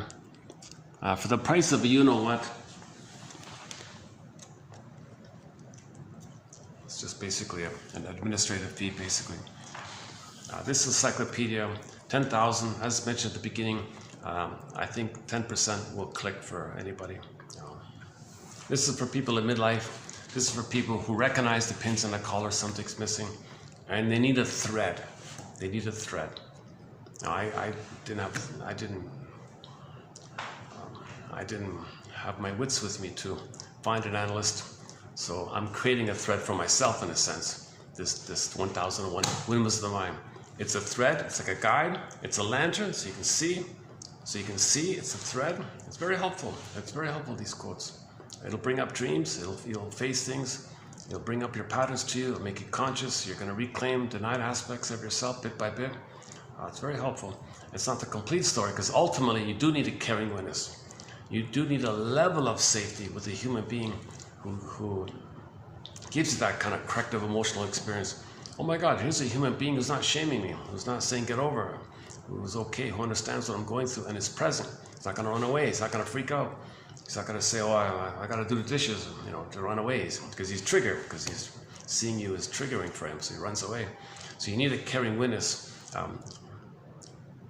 to create a level of safety that brings up the deepest grief like that. Your buddy usually can't do it. They say, there now, get over it, and what's wrong? Just drink a beer. He might make you feel better, like press it down a little bit. You might trick your brain with the sugar, with the concentrated sugar of the beer to send you some serotonin, or numb you, or anesthetize your pain. And you have the companionship of a friend or something, you don't feel so alone. You got something, you can feel a little better. But in terms of getting better, in terms of the mourning process, in terms of facing Medusa, in terms of facing the Minotaur, somebody's saying to you, get over it, it's not going to work. Because that's violent, right? That's like denial and repression. That's why Baba Yaga is surprised. Oh, you got this far. You're in the labyrinth. Okay. I haven't seen somebody here in a long time. Robert jokes. Not too many people kind of do this self-introspection. Reading self-help books is a start. It's kind of a start. But you got to find the analytically minded self-help books, so you got to wade through it a little bit.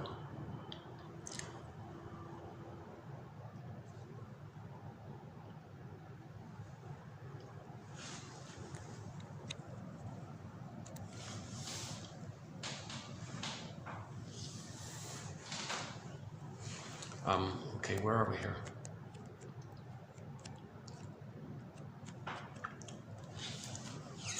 What were we talking about? Or should we just do today's quotes? How's the time here?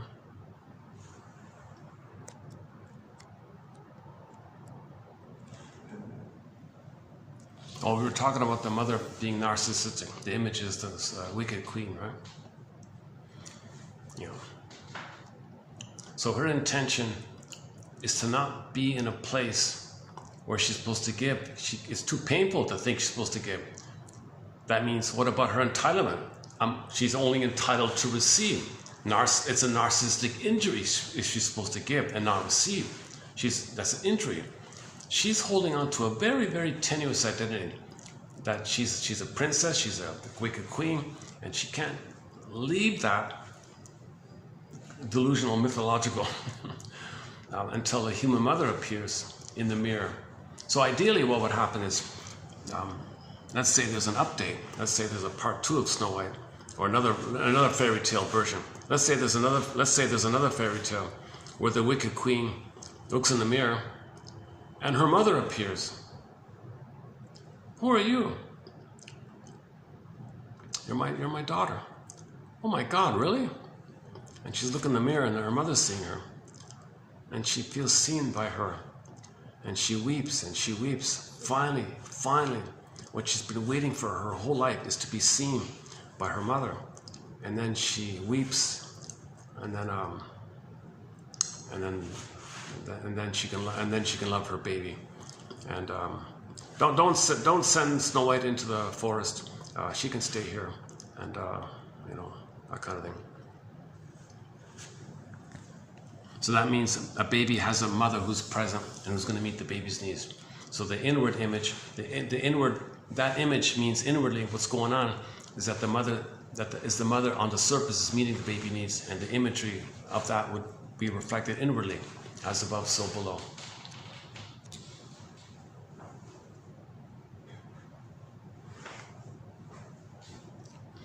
Okay, anyways, yeah, so in the labyrinth, you got to face all these mini labyrinths. Okay, the someday complex, okay, discussed numerous times recently. And we talk a lot about the Twilight Zone episodes, Howling Man, Take My False Light Please, Gabe's Story, Wong's Lost and Found Emporium, One Light Furnished in Early Emotional Poverty, One More Paul Bear, Season 3, Episode 17, and then several others. Oh, Shattered Day and Shattered Play. Oh boy, there's a couple of others. The Twilight Zone offers a huge thread, a huge contribution to the thread, the spirit of the thread, giving you guidance, giving you images. It's very analytic. Many of those Twilight Zone episodes are psychology presented, okay, in an enjoyable form or entertaining form. So you get the entertaining form, and you're being fed or presented or taught or made aware of somehow in the parable. So it's a parable. These things are all parables basically, but there's a psychological teaching there. Not all of them, by the way. Not all of them. Maybe 10%, let's say, roughly 10%. 1 out of 10. It seems to fit. This 1 out of 10. It's all over the place, right? 1 out of 10 Twilight Zone episodes are analytically minded, like that. On a CD, music CD, there might be like one hit song on there, you know, and what he said about businesses, only 1 out of 10 ideas work or something. And in 1001 Windmills of the Mind, out of the 10 quotes you read, one kind of, you know, jumps out for a person. Interesting theory like that. Maybe it's the 80-20, 90-10 rule. Is it the 90-10 rule? I'm not sure.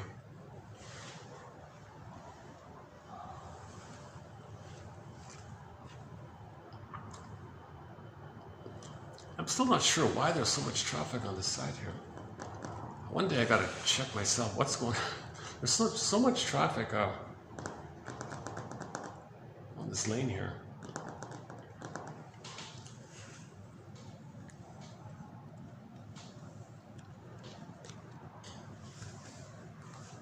A lot of fancy cars too. Eh? Now this is a nice spiffy little kind of a bit of a slightly. It's sort of, yeah, how do I describe it? It's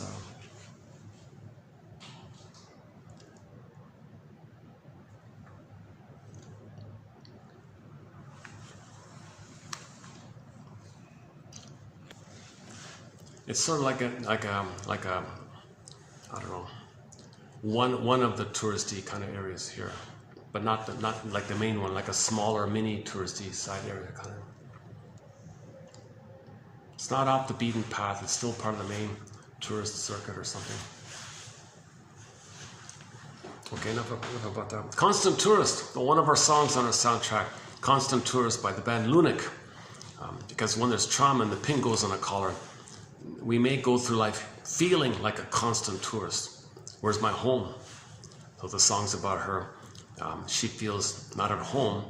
So she'll find a narcissistic man, transfers this issue onto him so she can know that she felt like a constant tourist with the mother, not at home with the mother. So she complained about the fellow. Hey fellow, I feel like a constant tourist with you. You're emotionally unavailable. You always kept me in the waiting room like this. When there's no connection here, I feel like a constant tourist. As above, so below. So she's meant to know that she was frozen out with the mother if she finds a freezing fellow who freezes her out. Okay, in the labyrinth, yeah. So the someday complex, several parts to it. I'm not going to run through it now. I ran through, in the past couple of videos, I ran through the someday complex. It's a good 2 hours to run through the someday complex. Oh, someday, a pint of ice cream, mother's sweetness. Oh, someday, a bottle of wine will be mother's fluid. You know, someday some material money will be mother's present, maternal bodily presence.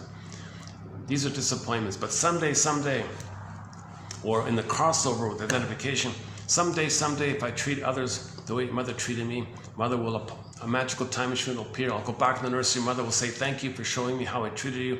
I feel badly for how I treated you. Thank you for showing me. Let me do it right this time. Thank you, magical time machine. But someday, that's a fantasy. And a few others, the someday complex. The guilt complex. Another 2 hours to do the guilt complex. And the Twilight Zone shatter play is a part of it. And the trial one, and Franz Kafka, a little bit. The moral defense by Fairbairn. Yeah, so, okay, the someday complex, okay, the guilt complex, the labyrinth of the someday complex, the labyrinth of the guilt complex. Okay, now we can add the labyrinth of the money complex. The labyrinth of the money complex. If a person has a neurotic relationship with money, using money in the nursery battle, in service of the nursery battle, using money in the nursery battle, okay? So there's a healthy approach to money. There's like a healthy, normal, healthy approach to money. And Berger's got a whole list of it like that. And then a neurotic approach to money, and he's got the list like that. And you can see the difference. It's not a bad little list, yeah. It's a very good list. Go to his money book. You'll see that list there. I could dig it up, actually. Maybe I could dig it up later. Yeah, that might be worth, okay, another time I'll present that little list he's got there. The difference between the normal, healthy way with money versus the neurotic way, the greed and the avarice and the, oh geez, he's got, like one wealthy man was freaked out in a fanatic way over nickels, like coins, because that's the childhood issue with the coins. So,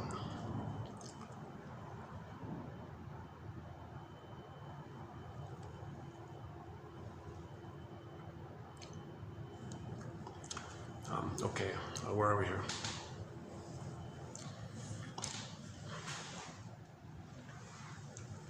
Okay, then the Baba Yagas appear. Can you face oppositional thinking? Another Baba Yaga sister appears. Can you do the discerning? And then Athena will give you the sword like that.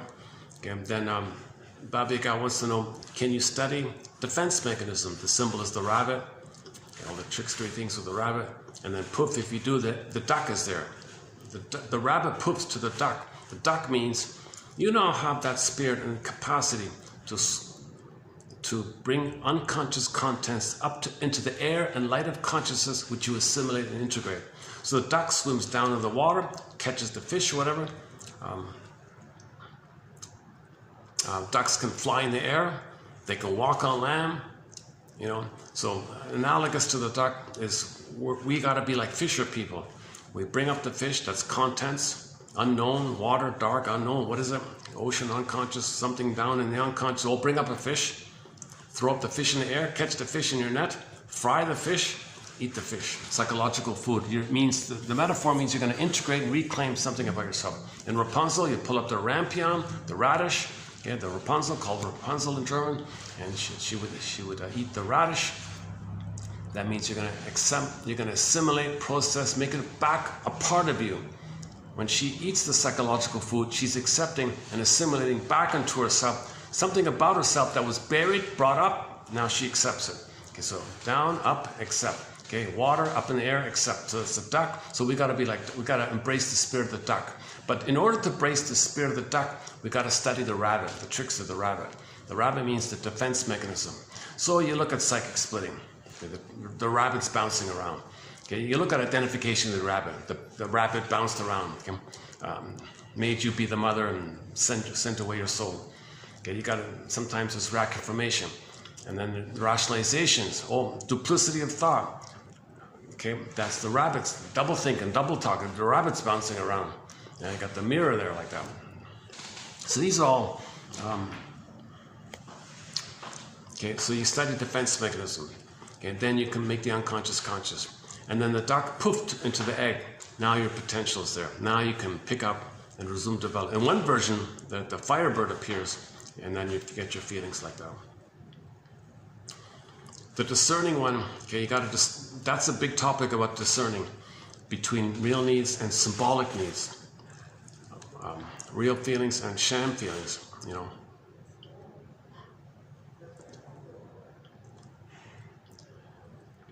Jesus, there's a whole parade of young people with head to toe tattoos, my goodness. It's really, I guess at some point we really gotta address this topic. We only have 2 quotes, believe it or not, on the tattoo thing. Only 2 quotes. So one was about, every tattoo is unique. Well, I'm unique. Identity, search for identity. Could be a symbol of support. So you don't have an internalized memory of mother supporting you. Well, this image can be like a symbol of the internalized support. So symbols of support, or maybe some status, identity. You know, I joined a club and look at me, shocks you, a surprise. Here I am. Or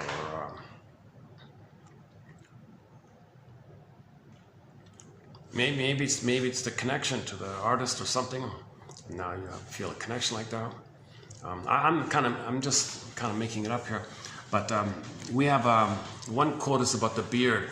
He said there are 50. He counted 50 reasons why a man carries a beard.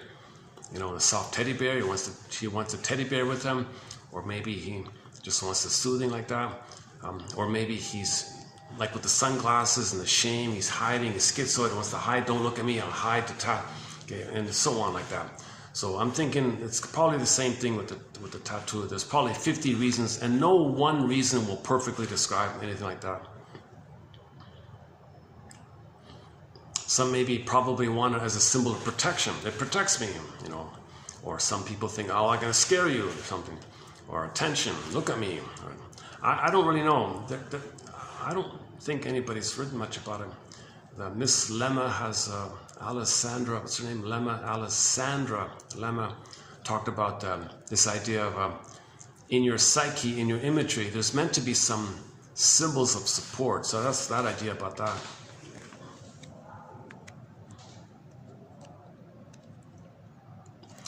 But there is a proud display. Like a lot of people will really proudly display their this kind of thing.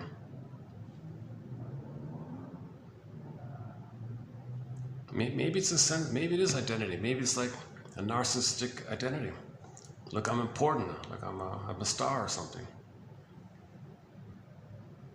I don't know. I honestly don't know.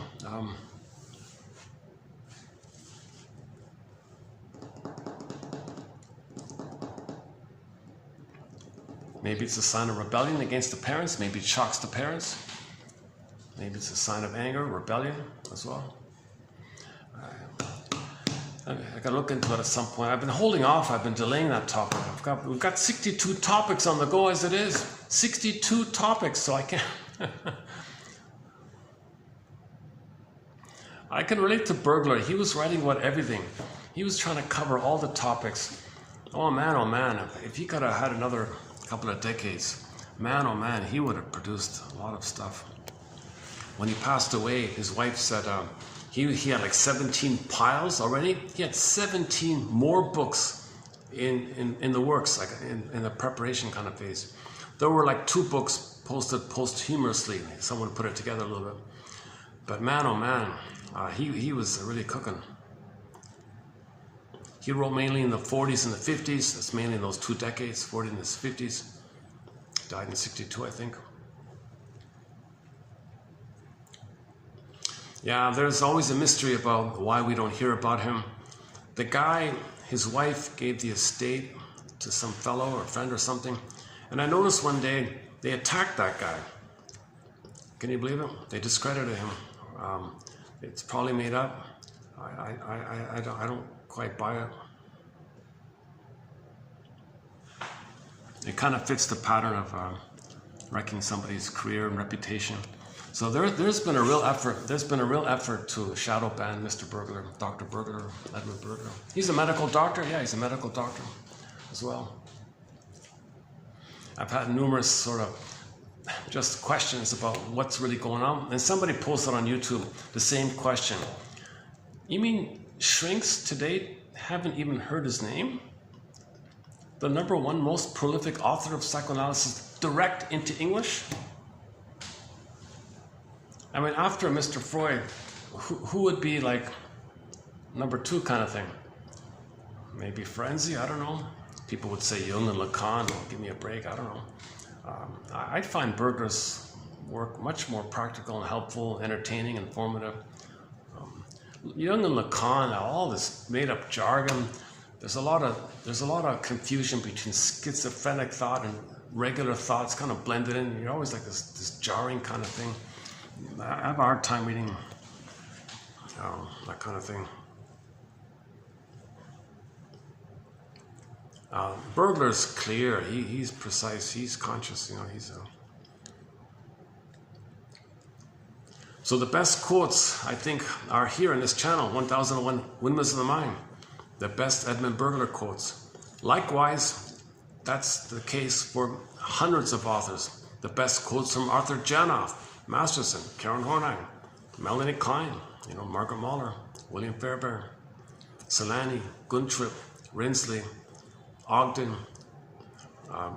James Grotstein, Althea Horner, a lot of great authors.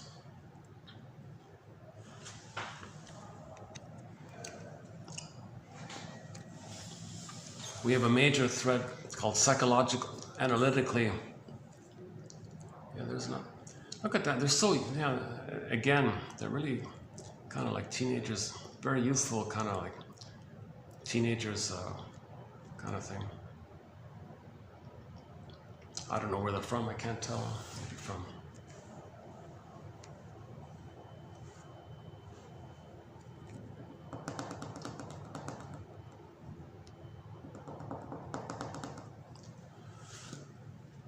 Okay, I'm not fully used. I'm not 100% used to it. I still sometimes feel a little, a little startled, unexpected. I'm not used to it. It's still like kind of a surprise. See all this stuff.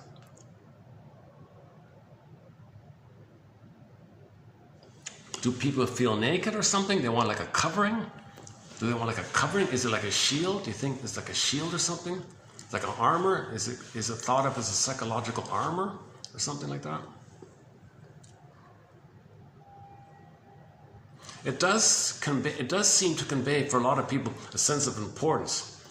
So that's the narcissism. That's the exaggerated status. I'm important, kind of thing.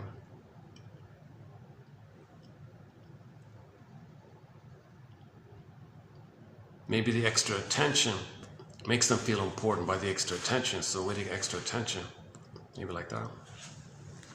I'd love to if there's a shrink out there who wants to be interviewed, please get in contact with me. It'd be nice to start doing some interviews with analytically minded shrinks. I'm not going to waste time with your whole long background and why did you become a therapist. Don't worry, I'm not going to ask boring, run-of-the-mill questions. I'm going to cut to the chase kind of thing.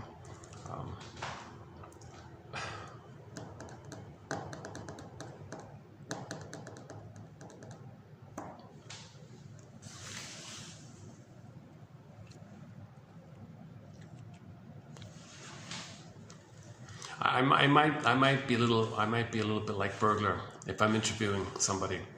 I might be like, okay, you're avoiding, you're giving us a red herring.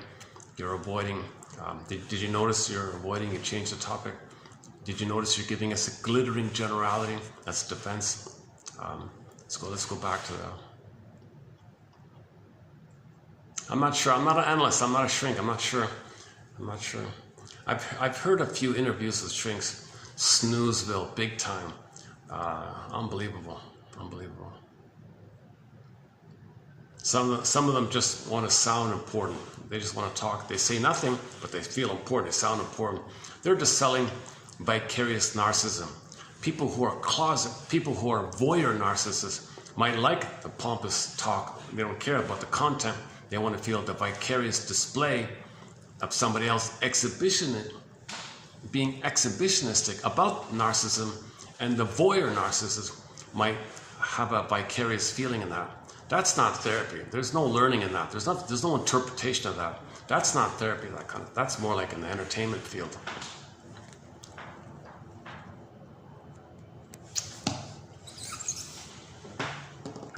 Okay, so let's just let me do the quotes I mentioned earlier. Let's do a preview of some 3040. So it's still in the pipe. It's still being prepared. 3040, but they're from Burglar's book, The Money Book. So I want to do a preview now. So let's do that. Yeah. Hold a second. Okay, just give me a sec to dig it up here.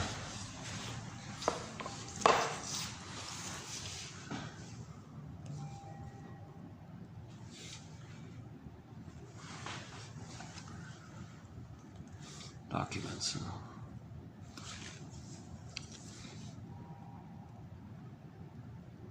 Is that it there? All right. Let's see.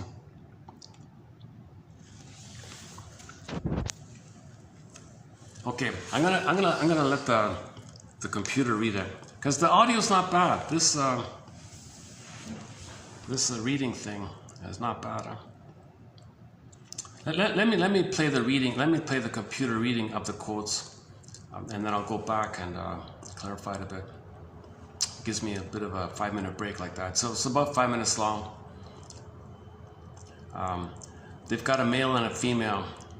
Do you have a preference, dear fantasy audience, imaginary? Not many views to this channel, but I want to get the quotes out. Because what if Burglar's Money Book gets withdrawn, unavailable, removed, and there's no printed copies around? I'm trying to save as best I can these quotes here. Okay, so here's a few quotes. Oh, hang on, this is not Burglar. Oh, wait a minute. Oh, pardon me. No, no, the Burglar quotes were done yesterday and the day before.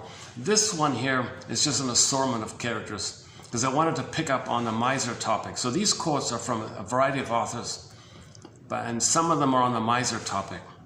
One person calls it kind of like analogous to the anorexic, like how the anorexic relates to food, kind of like the miser with money, that kind of comparison like that. Okay, let's just read this here. Okay, it begins with everybody at some time or another acts towards the people he meets, not according to rational standards, but according to old unconscious attitudes toward other people. Yeah, that's called transference. So transference is unconsciously identifying one person with another.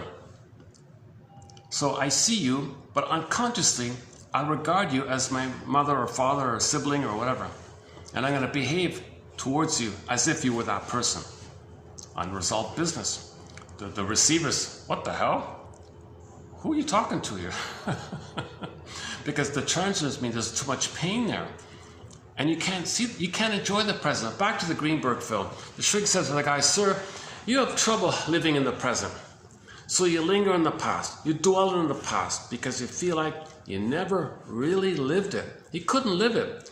Trauma, Phil Bromberg calls it an emotional tsunami. Whoosh. He couldn't live it. Now everything's frozen. Everything's stunted there. So you see all time through that. So that's transference. Yeah, okay, so we start off with transference. Okay, here we go.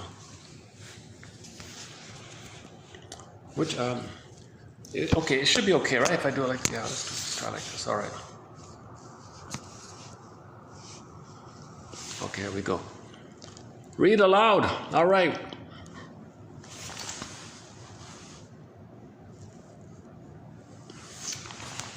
Everybody at some time or other acts toward the people he meets, not according to rational standards, but according to old unconscious attitudes toward other people.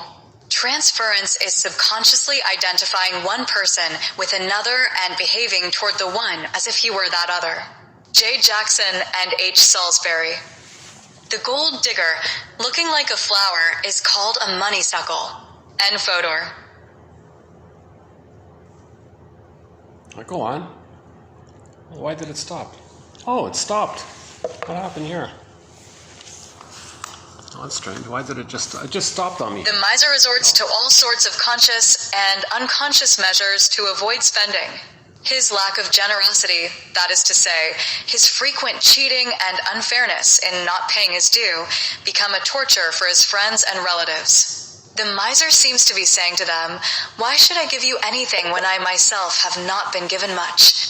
The miser has experienced a profound and traumatizing lack of nourishment from his early caretakers and, in a move typical of identification with the aggressor, S. Akhtar / the self of the miser personality is split, arguing. On one side, the cruel and disowning adult is triumphantly paraded outward, while the inner crying of a deprived child separated from it does not soften. Unknown / we speak of a dirty or filthy miser, of a man rolling or wallowing in money, or of a man stinking of money constipation, be carp man / food for the anorexic, as money for the miser, serves as a specific, concrete reference to an emotional process. D. Kruger. A reversal of affects has taken place in the sense that the miser gets pleasure from denying himself what others can have. Soter likens the condition of the miser to the anorexic who unconsciously feels too guilty to eat, whereas consciously she maintains that she does not need food, though she is nevertheless deeply preoccupied with food in her mind and sometimes also in her actions. Soter ends with a discussion of Eliot's Silas Marner, a miser whose money clearly functions as a substitute for lost love relations and deep despair, and who experiences in the course of the novel a reparative psychological process as he becomes able to establish a renewed relation with a real human being. Artush. Object constancy, which forms a milestone, or constant object, for the newly born and need-satisfying union is established between mouth and nipple. To this must be added a number of other sensory modalities such as warmth, skin contact, smell, surrounding arms and gazing eyes, all of which create a secure situation required for satisfactory nourishment and growth. An objectless phase of fusion has been postulated to begin with, but some measure of differentiation soon occurs. For example, the infant will notice that not every feed and contact is equally satisfying, and he begins to distinguish between good and bad experiences, which become internalized, introject, and charged with corresponding effect. It is assumed that in the earliest stages, the emerging ego is unable to link good and bad experiences, to maintain a continuity between opposite affects, and also to associate these with one and the same organ, the nipple, which is his first part object. The miser is more or less possessed by his money, the alcoholic by the bottle, the addict by the drug, the artist by the medium in which he works, and the religionist by the deity he worships. Ebplot / the miser has entirely displaced his original libidinal object attachments. Pipacoda / the child's sense of his or her own reality is born in the mother's effectively attuned mirroring, as nothing about the child is real for the child until first seen by the mother. V. Sherwood. It is striking what a change in personality often occurs in people that travel. The miser at home becomes a spendthrift on the train, and, conversely, the liberal man suddenly becomes very thrifty. E. Swift and C. Boyd. Okay. Okay, let's slow it down a bit here. Okay, the first one we did already, right? Everybody at some time or another acts toward the people he meets, not according to rational standards,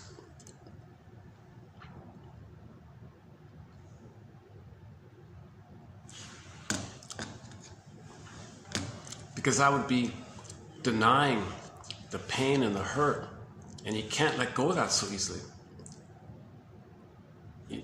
It's just the emotions are too strong, so you can't see person who they are in the present, right?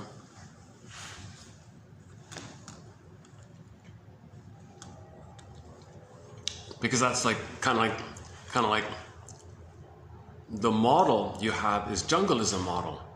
So to be reasonable in a present, wait a minute. The only script I have is jungleism. I can't have the love and liveism, the being and the normalism. You know, I mean, like person to personism. It's just jungleism. So again, this transition from the paranoid schizoid mode of experiencing to the human experience called the depressive position, ambivalence, third side of the coin, okay, reality like that. This transition from the paranoid schizoid to the third side of the coin, or simply either or to both and. Okay, to get to the both and, you got to do what Riley did. You got to hold attention to the opposites. So you got to identify that there are opposites and realize, oh my God.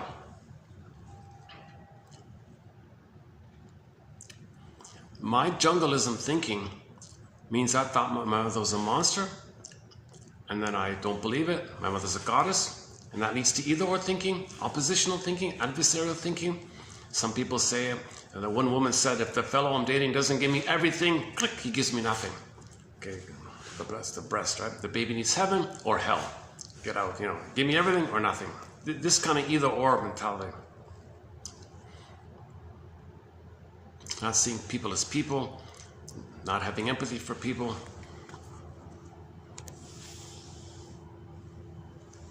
Then they can, if they get to both and after the mourning process, then they can relate to people in the present, person to person, mutuality, right?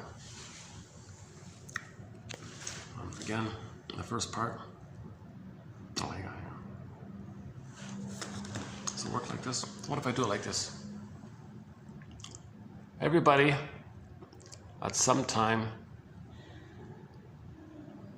is it coming on? Oh, what happened? I thought I would play it again here. Okay.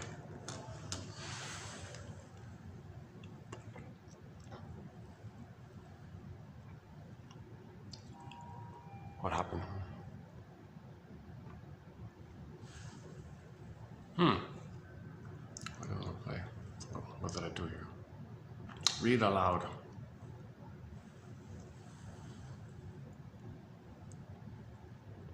Maybe I gotta reset the thing or something. Maybe I gotta like refresh the page or something. Let's try like that. Okay, let's try like that.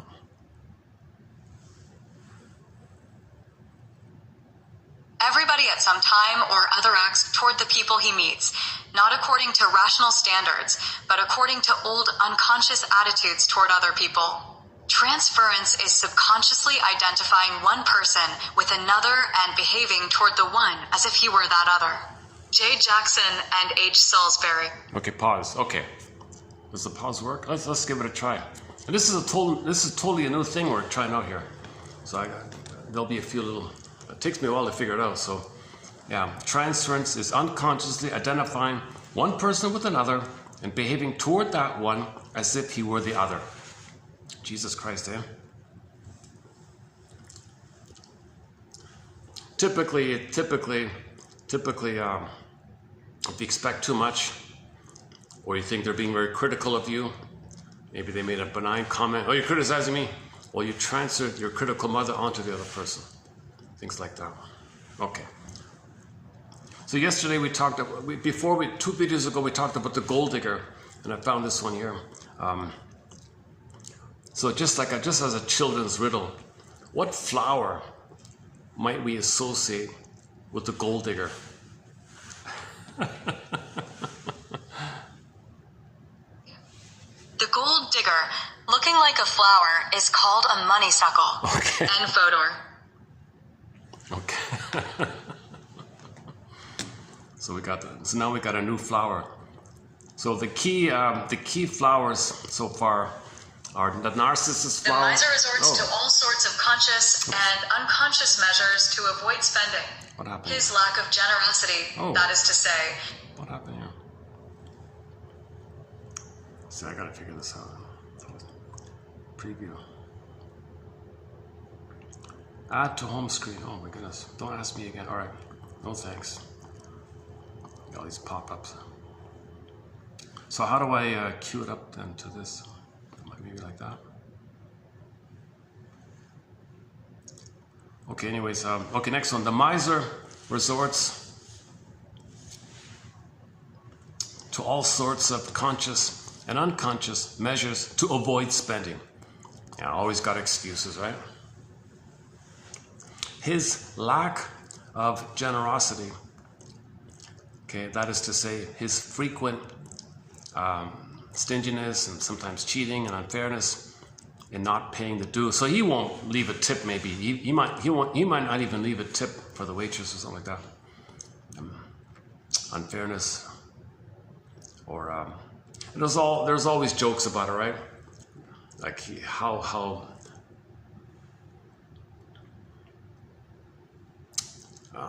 somebody quoted somebody in a novel or something. The guy didn't want to use the buttons or something, so his shirt was not all the buttons were in the loops or in the holes or something, because he wanted to preserve the threading of the whole part. So he maybe just would use 2 or something, and the others would be open. Well, I don't want to use up the threads on the whole part of the shirt. I want them to. So he's so stingy. So he's looking for every little thing.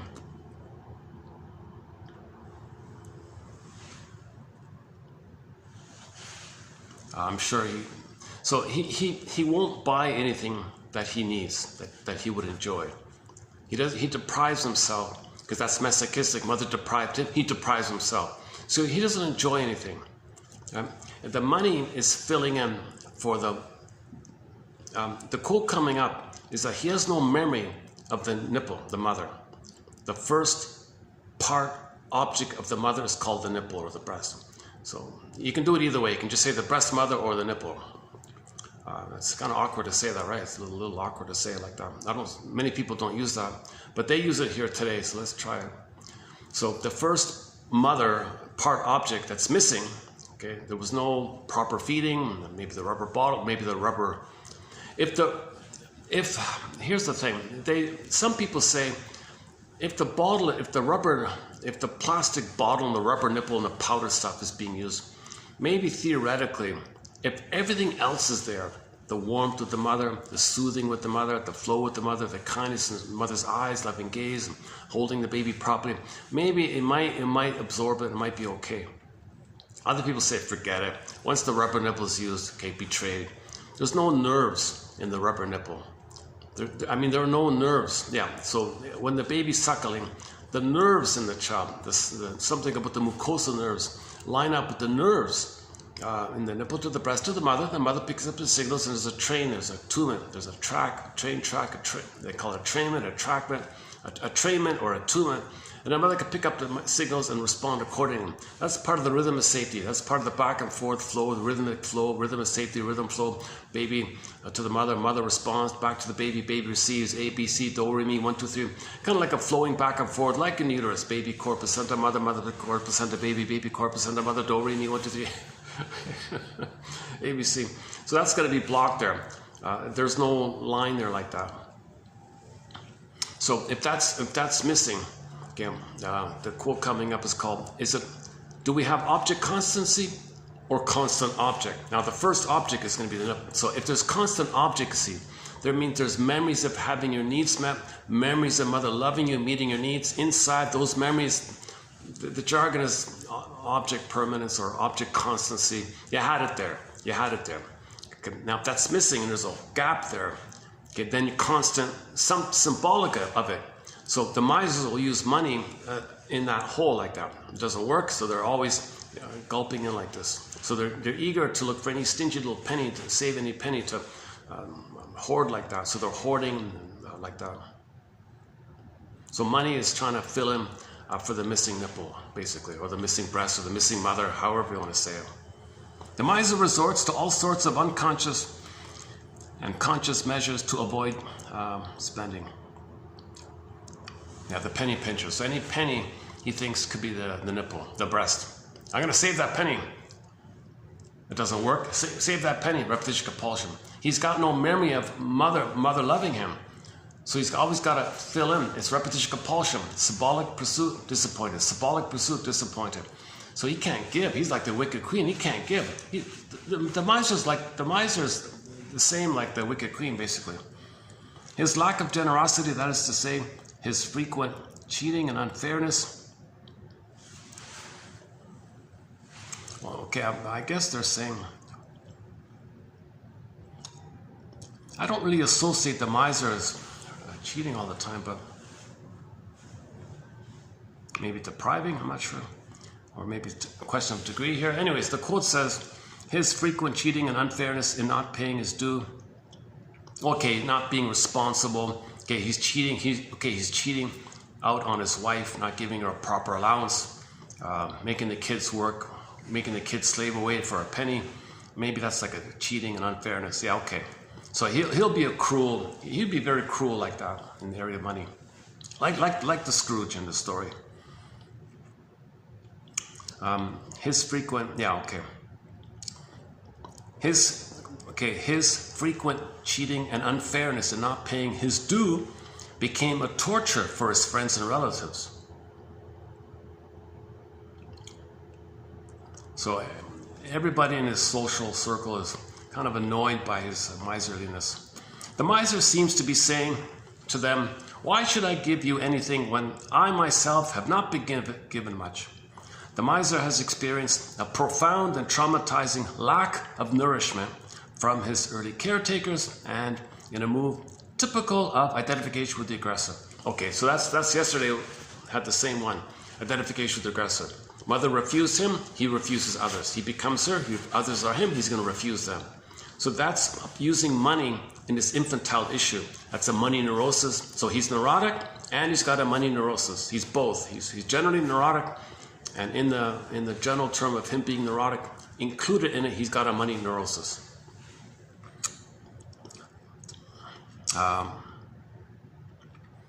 Okay, so his sense of self, his quote-unquote self, the self of the miser personality is split. Okay, on the one side is the cruel, disowning adult, and this side, this miser side, he parades his victory like that, this pyrrhic, sort of neurotic victory or something, while inside, the inner child who's crying and who's deprived, it's still crying and deprived, although he feels like this. And he projects or sees the crying, deprived child onto others and identifies with the aggressor. And his soul, others can play it. So he wants someone around to deprive, so he doesn't feel deprived within, kind of thing, as a defense against it. Okay, one guy uses the phrase, he's holding it all in, right? So they say, if you're holding it all in, the metaphor is the money constipation, right? Stinking of money, wallowing, dirty, filthy miser. Yeah, okay. He said, pun intended, he said, right?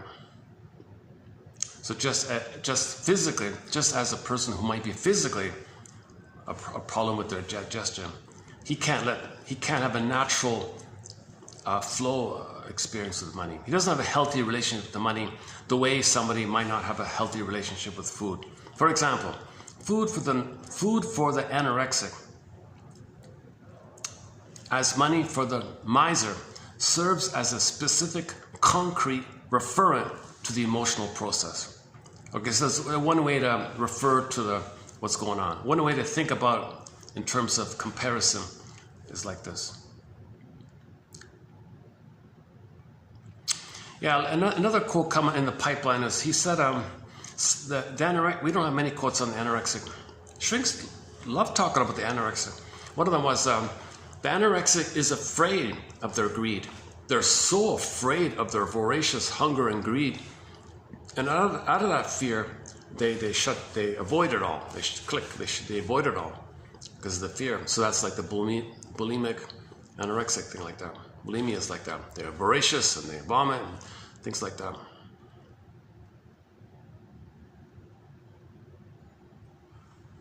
So the miser is like the anorexic, and when a con man comes, promises a big reward, he's going to gulp on it. So he's a fool. He's easily fooled by con man. He wants to believe the con man because of his voracious greed. It's unleashed the greed. He's tired of holding on. He wants to gobble up the breast.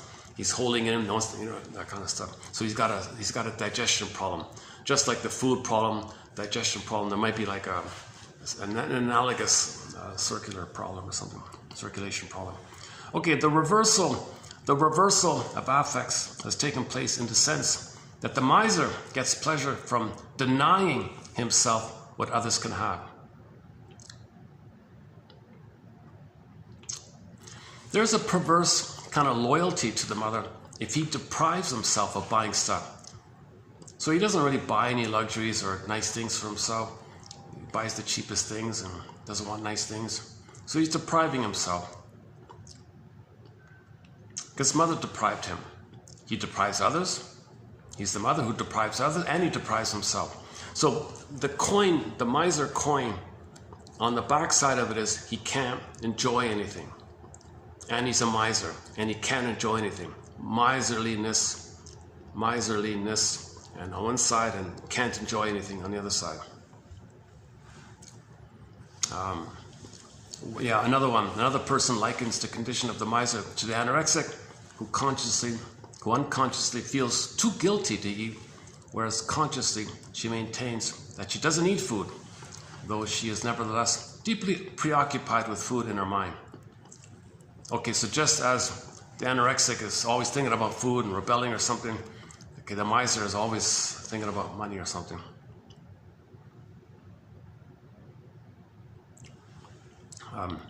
Okay, some novel from long ago.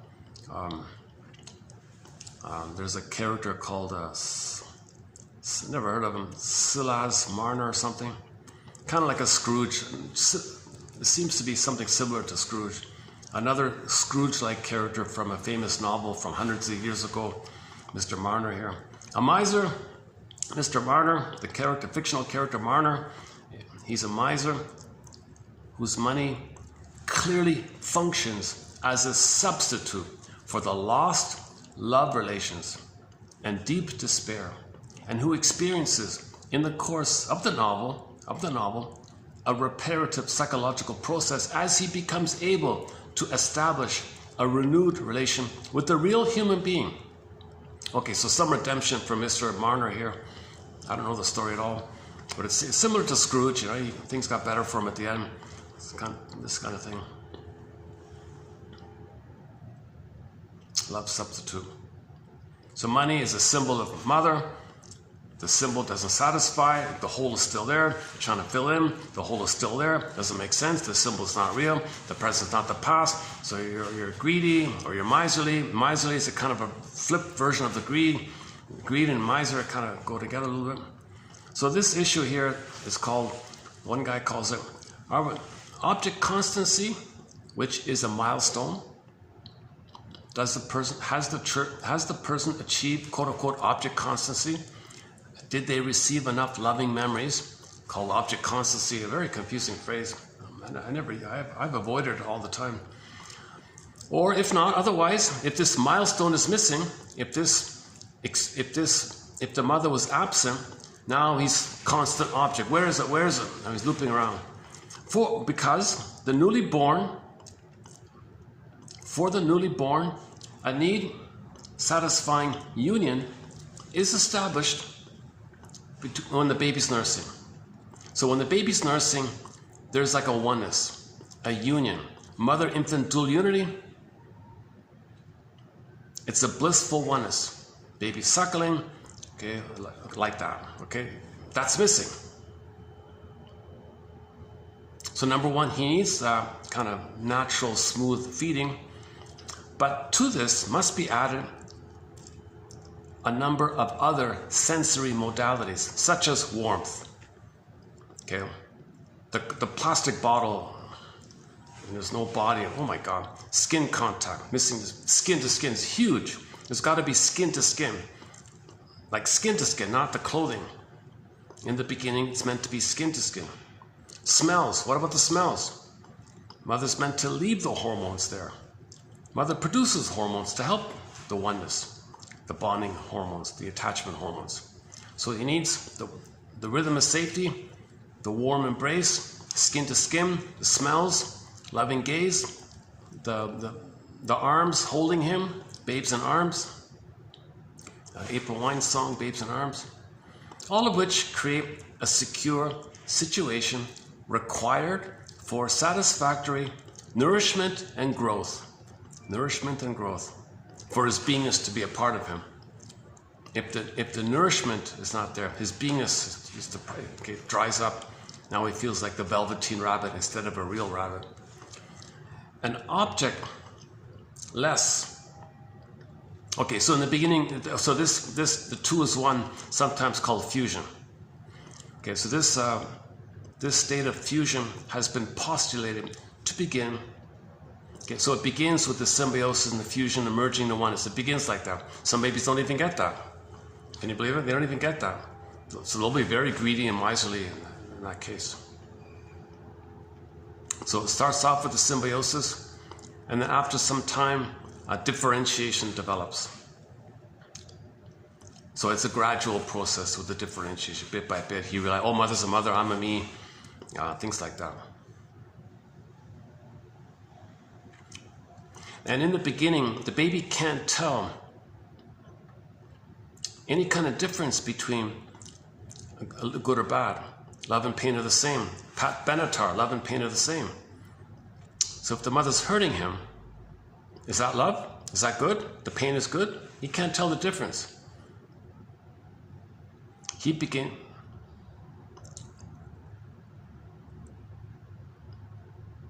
Oh, then finally when there is a sense of good and bad, then there's psychic splitting. Then there's psychic. Oh, did I get that right? The infant will notice that not every feed and contact is equally satisfying. And he begin. Oh, sorry. Okay, hang on. The infant will notice that not every feeding and contact is equally satisfying, and he begins to distinguish between good and bad. Psychic splitting now. And it's like either or. It's not like shades of gray or partly good, partly bad. It's just, it's either or. So he distinguishes between either or experiences which become internalized or introjected and charged with corresponding emotions. It is assumed that in the earliest stages, the emerging ego is unable to link. Yeah, so they can't link it. The baby's mind can't link the good and the bad. It's separate. To maintain a continuity between opposite affects, the child can't handle the opposites. He can't hold the tension of the opposites, they always say. To maintain a continuity between the opposite affects and also to associate these with one and the same mother.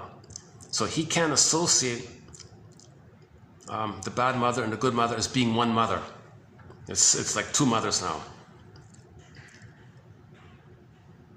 So he's nursing at the breast mother, but there's two mothers there: the bad mother and the goddess mother and the demon mother.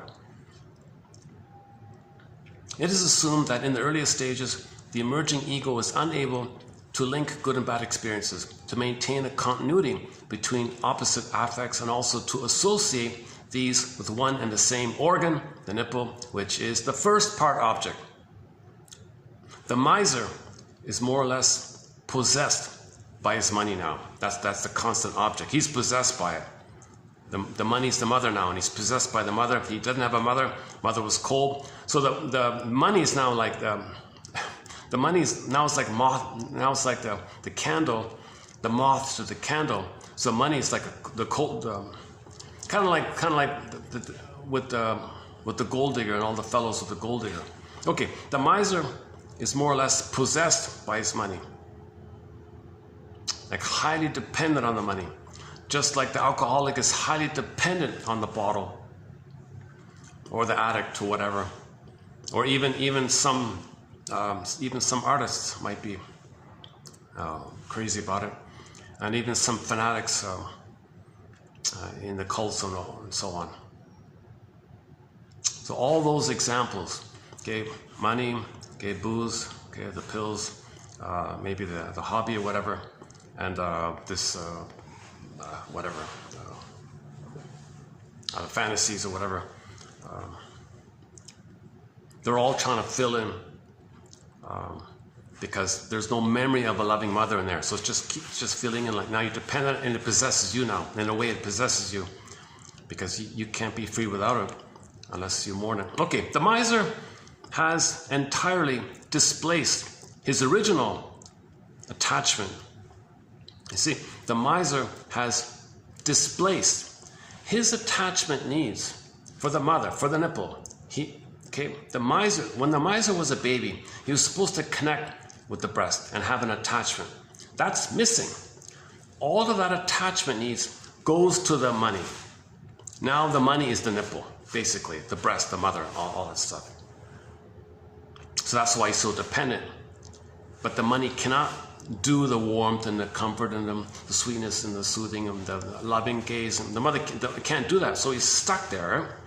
And that's why he's so stuck there. He can be a lifelong miser kind of thing. He can be a Scrooge his whole life until whatever. The child's sense of his or her own reality is born in mother's affectively attuned mirroring, as nothing about the child is real for the child until first seen by the mother. Okay, I've seen a lot of people say this. I don't fully understand this personally, but why can't the child realize what's real without the mother? Why does he need the mother? I don't fully get that kind of thing. But the theory is the mother's got to mirror the child, be attuned and recognize the child. Oh, mother recognized me. I'm seen by her. I'm her. She understands me. I'm her. I understand myself. That kind of process. That's missing with the miser. So he's dependent on the booze and the money and the other stuff. Okay, last one here. Just on a footnote kind of thing. It is striking what a change in personality. It is striking what a change in personality often occurs in people who travel. Okay, people who travel. Okay, you might see a change, right? So maybe the miser at home, if he travels, he might splurge ridiculously, right? All of a sudden, like, whoa. But the person who's kind of generous and maybe at home he's a bit of a spendthrift at home, maybe when he travels he becomes stingy. So you can see the home and the outer, the travel is the other, and they flip it. Okay, to be updated, that one. Okay, let's try it again. Let's change the voice. Let's change the voice. Hold on a second. Read aloud. Where is it? Read aloud. Let's try the male voice. Hold on a second. Let's look at how I used to this. Voice pack. Male or female? Okay, let's try that. The miser resorts to all... Oh, let me get it. Where are we here? I got to refresh this thing. Is that how it works? Hold on a second. Okay, preview. Where's the preview? Okay, let's see if it works. Let's try. Okay, let's just try this. Hold on a second. Is it worth like viewing it, while it's being read, or is it just keep it as audio? Let's try this. Hold on a second. Experiment here.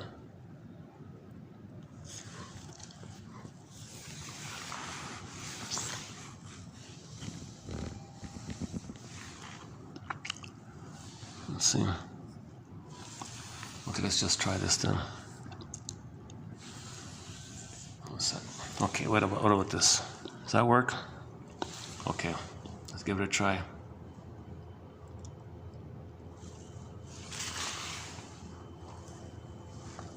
Everybody at some time or other acts toward the people he meets, not according to rational standards, but according to old unconscious attitudes toward other people. Transference is subconsciously identifying one person with another and behaving toward the one as if he were that other.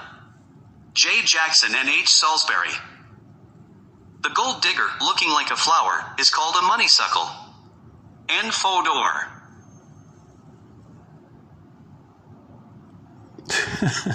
For some reason it pauses here for some reason.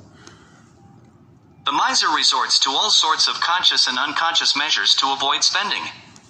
His lack of generosity, that is to say, his frequent cheating and unfairness in not paying his due, become a torture for his friends and relatives.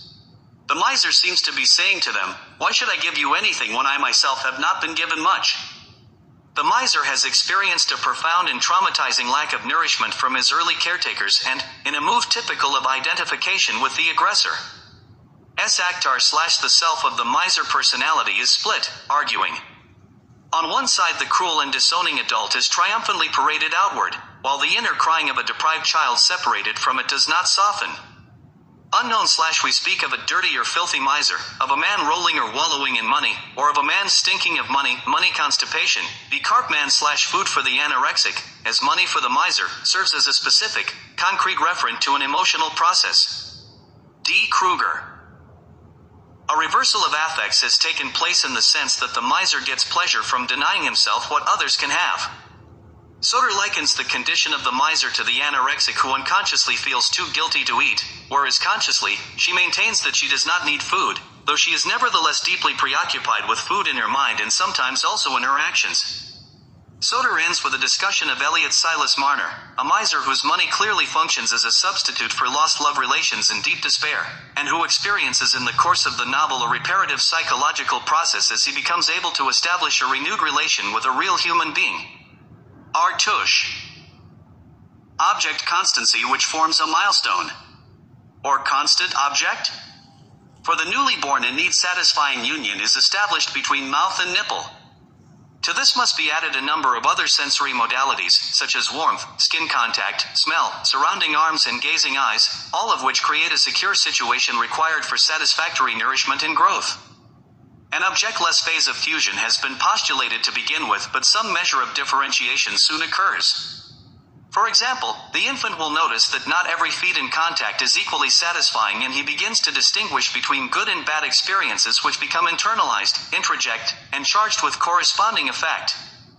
It is assumed that in the earliest stages the emerging ego is unable to link good and bad experiences, to maintain a continuity between opposite affects and also to associate these with one and the same organ, the nipple, which is his first part object. The miser is more or less possessed by his money, the alcoholic by the bottle, the addict by the drug, the artist by the medium in which he works, and the religionist by the deity he worships. A plot / the miser has entirely displaced his original libidinal object attachments. Pipakota / the child's sense of his or her own reality is born in the mother's effectively attuned mirroring, as nothing about the child is real for the child until first seen by the mother. V. Sherwood. It is striking what a change in personality often occurs in people that travel. The miser at home becomes a spendthrift on the train and, conversely, the liberal man suddenly becomes very thrifty. E. Swift and C. Boyd. Yeah, we'll have that the spendthrift quote coming up in the pipeline. Burglar thinks he calls it a positive magic gesture. You see, mother of mine, you didn't give me any kind of love and all that. Well, all those people I don't even know, I'll be very generous to them. That's what I wanted from you, mother. I'm showing you what I wanted. See how nice I am? And I'm very generous like that. I'm teaching you, I'm showing you, mother, what I wanted. Come on, mother. Get with the program. Please invent a time machine. Take us back. Get the lesson. And be generous with me. Or another version is, the spendthrift is saying, I wanted my mother to be generous. She never was. She was depriving, so you can be generous like that. That's another version of the... Some people kind of think... so the spendthrift is also neurotic. The miser's neurotic, obviously. And all the greedy types, of course, are neurotic.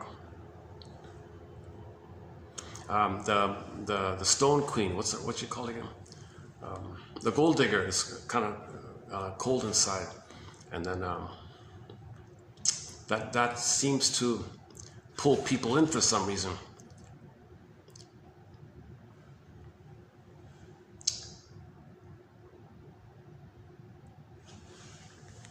And her motto is, I don't love, let me pull people in and rob them, kind of thing, the gold digger, right? Okay. doing here? Lighting's holding up here, eh? The lighting's still okay here. Usually it gets too dark here. Okay, that's most of the 41 coming up in the pipeline. Let's now go back to today's batch here. Hold on a second. Okay, so let's go back to today's batch here. I've discussed this a fair bit already, so let me just kind of skim it a bit. So let's say you do face the money complex labyrinth, the guilt complex labyrinth, the someday complex labyrinth. Okay, the psychic splitting, you resolve psychic splitting. Okay, you discern. Okay, rabbit, duck. Let's say you do these kind of things. And finally, you get to the real issue, the mother complex.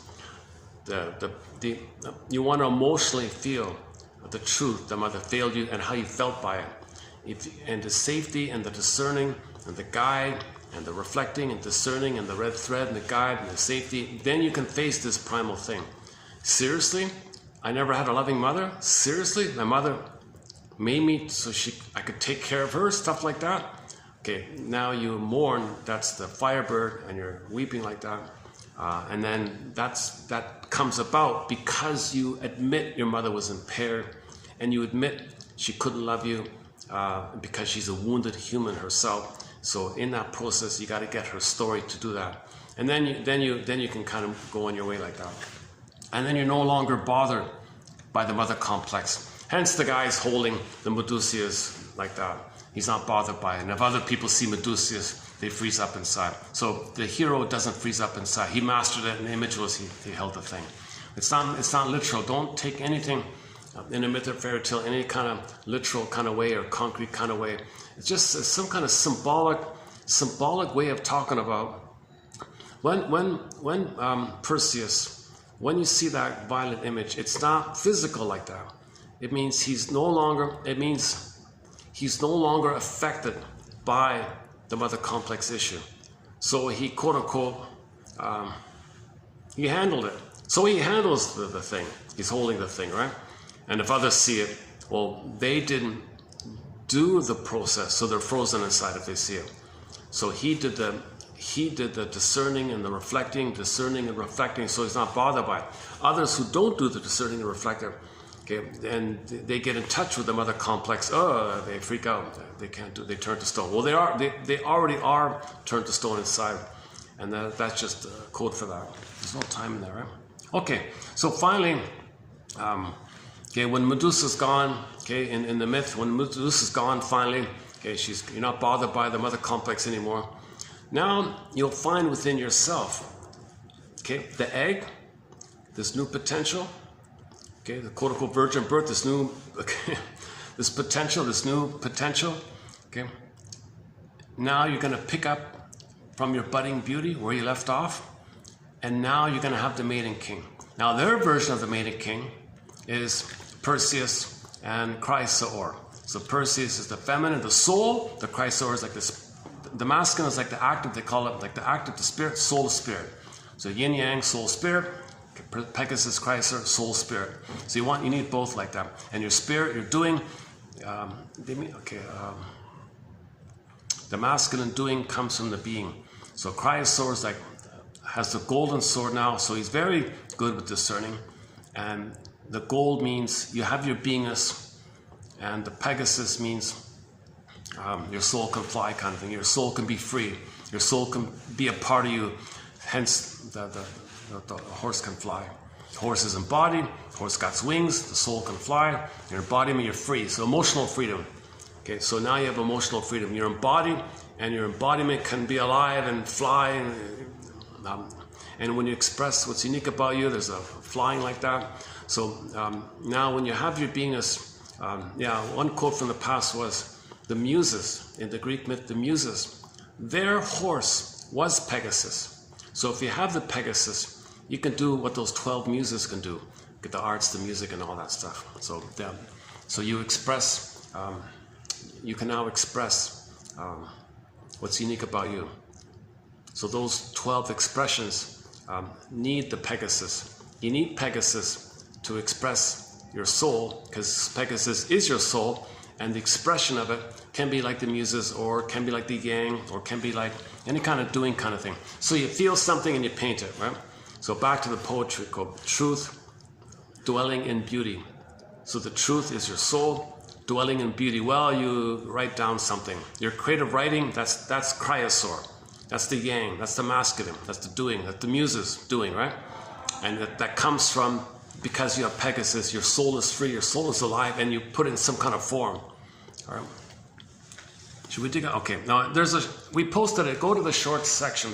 We posted you'll find it there.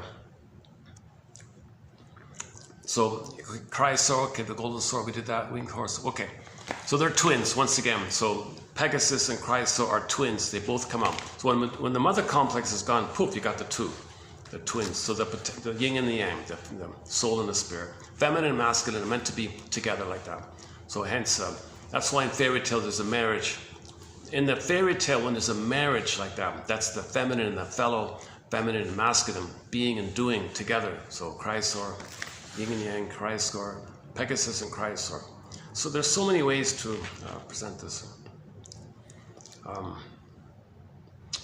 So Chrysaor, he has now that it's golden, he's got quite a confident way to use words or set boundaries, or and this is one of the dividends of the positive attitude toward the unconscious, redeemed by Perseus' skill. So Perseus was practicing mode, right? Regular sword, now it's a golden sword. So now you're more.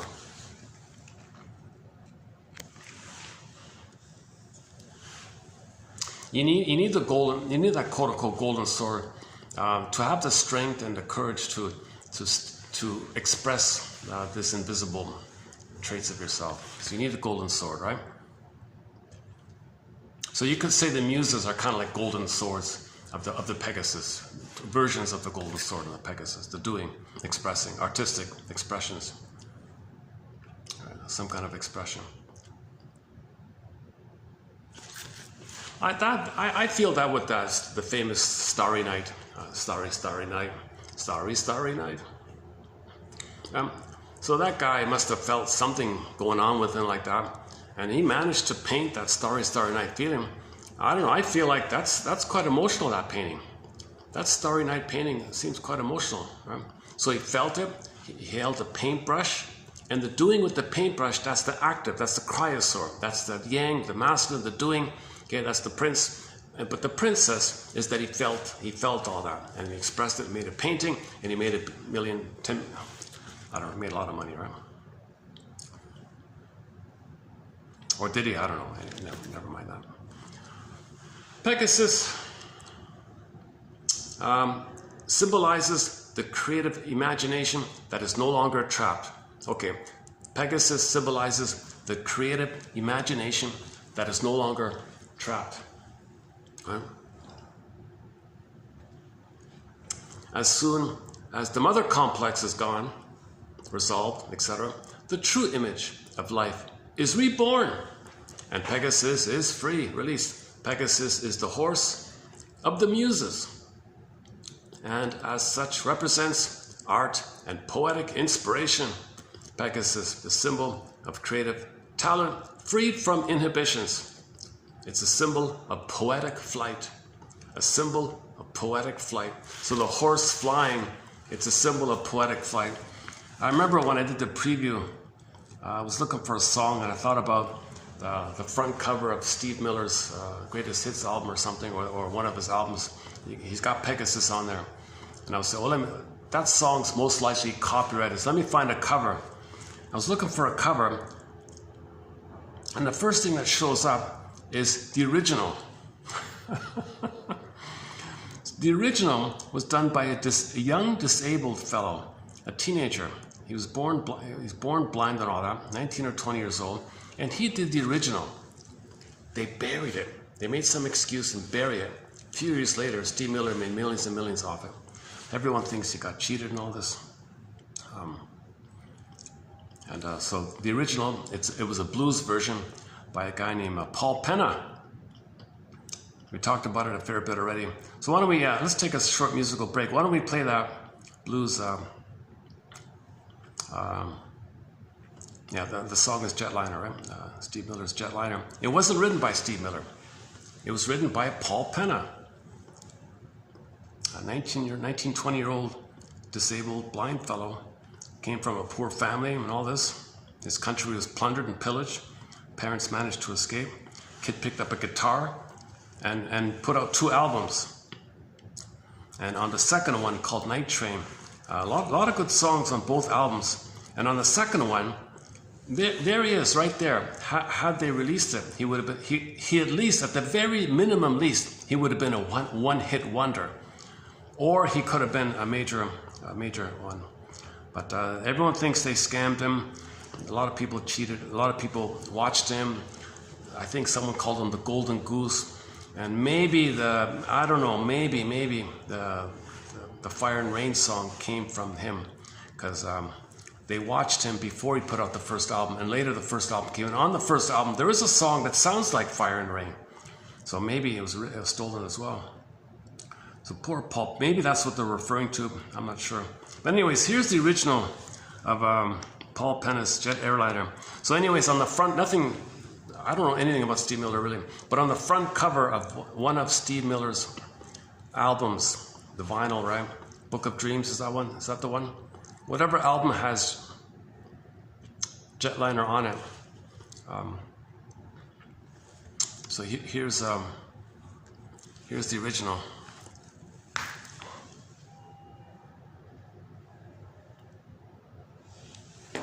Oops, hang on a sec.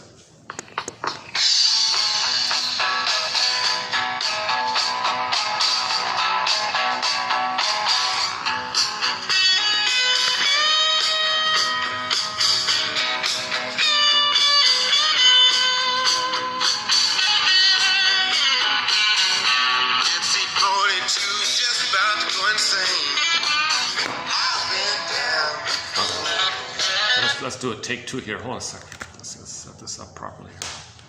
Hold on a second.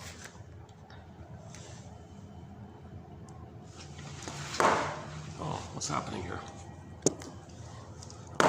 Got this little flimsy little folding thing here. Hold on a second. Keep tipping over. All right, let's do this. The Bluebird of Happiness. So this is the original blues, the original song of Jetliner. It was a blues song originally.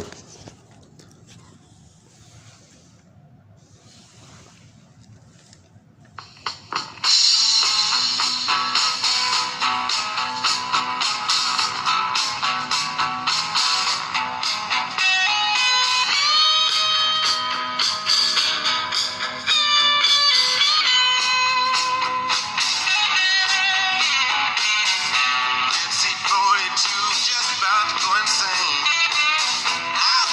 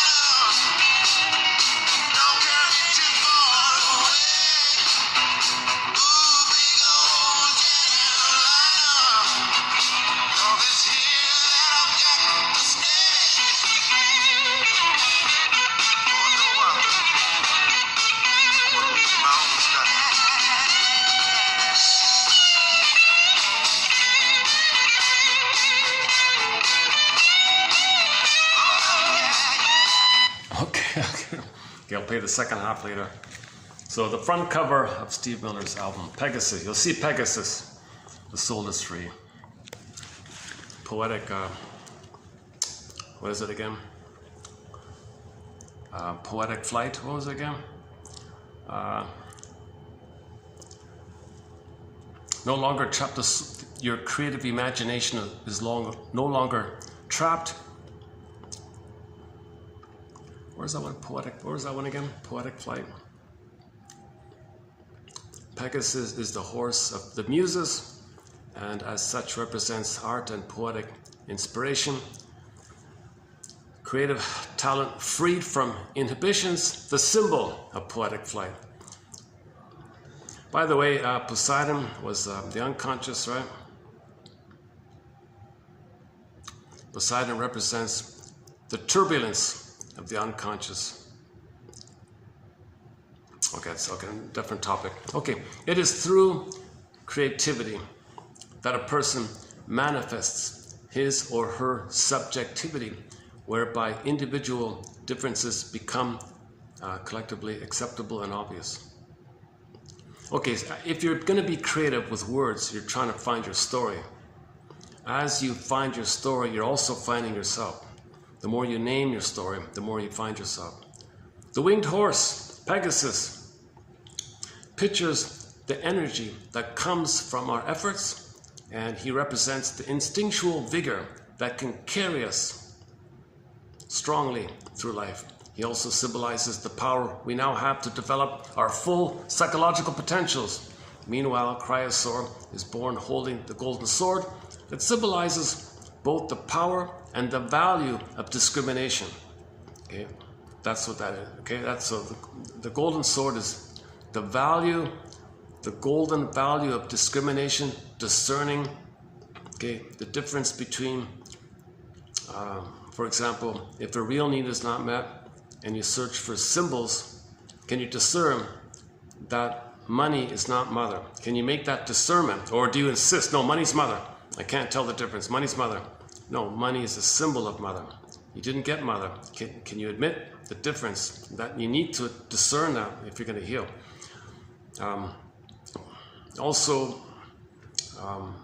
So you have conflict. Okay, there's other aspects to that part. Okay, the science of psychology has been done. Okay, well, let's just leave it there. All right, Perseus in the second half of life. Perseus in the second half of life has to develop the other half of his personality, the so-called feminine traits, so that he can become something more than the marble facade. He became, as a Greek hero, in his second cycle, he is required to become less, quote-unquote, heroic and more of a human. So you get the balance, right? You got to find the balance. You got to find everything about you that you don't know. That's the balance.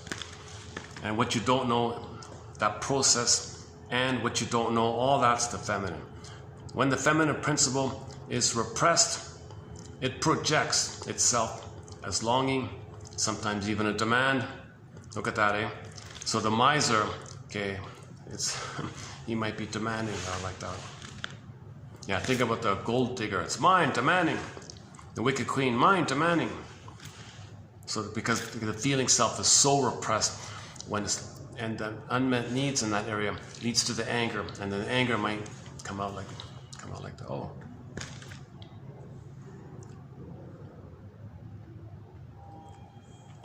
Stop raining? Oh, it stopped raining. Oh, good. Okay. When my shoes get wet, it takes almost a week to dry. I really should have found some waterproof shoes. Okay, enough about the shoes. Oh my God. Our personal identity is most satisfying in the context of relationships and is enhanced by our ability to love and appreciate the uniqueness and value in each other. We are never lost if we can become creative and loving in our own right. Okay, if you have your beingness, you're never lost. You're never a constant tourist. You're always at home. You're always at home. If Snow White comes back, Rapunzel comes back, okay, your soul comes back, okay, your Venus comes back, okay. If you have your embodiment, you're never lost. You're always at home. You're always comfortable. Your home is an inside job, right? Home is in. We all live in a psychic house called a soul castle, Ithaca. You got back your soul castle, and the soul came back. So he got back to Ithaca, and then Penelope came back. So put that together. Ithaca and Penelope, okay, that means you're embodied. Soul castle, and there's the princess. See, Odysseus was far away from Penelope. A huge gap, a huge distance, a major labyrinth in the middle, or journey in the middle, right? All these things in the middle. So you had all these islands to go through, all these things to face. Okay, mother was alluring. Mother said, don't grow up, just be childish. Calypso, you know, Circe said, oh, forget it. That's the voice of mother saying, don't be yourself, I need you to take care of me. Odysseus said, no, I want to find my home, I want to find my home. I said, enough of this, mother. I'm sorry your mother didn't love you, but I have a right to have my home. No, you don't. You got to take care of me. Enough of this. I tried already. I spent half of my life trying to take care of you. And even if you're long gone, you're still trying to take care of the memory of her. Isn't it bittersweet like that? So you want to break free from this relentless false belief that it's your job to save the mother. And you can. That's why you're always guilty. Ties that bind. And dysfunction means loyalty. Dysfunction means protecting the mother, saving the mother, loyal to the mother. Maybe you became her even. So you got to unblend from the mother, and that's the Minotaur issue.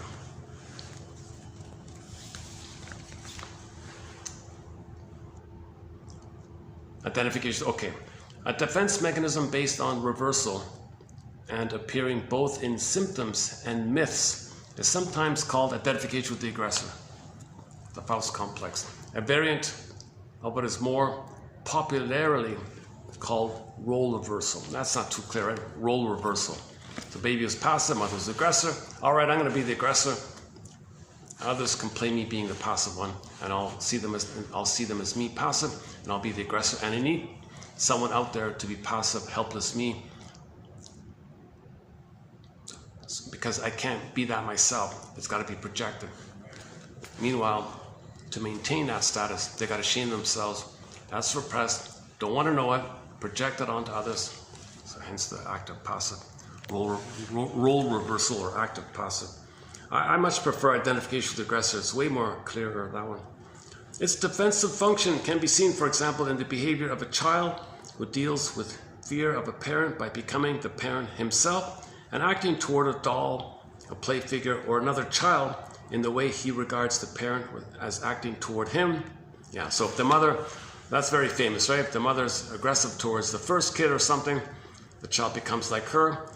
The younger sibling, the older sibling treats the younger sibling the way the mother treated him.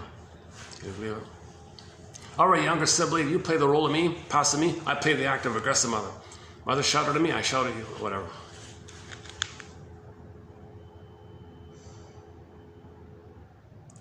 Okay, next one here. Memories. How are we doing with time? Time is, let me check the battery. Hang on a second. Okay, battery's holding up, 6:17. I got 48%. Look at that. Unbelievable. Yesterday, my battery only gave me 3.5 hours. Today, it can give me almost 6 hours.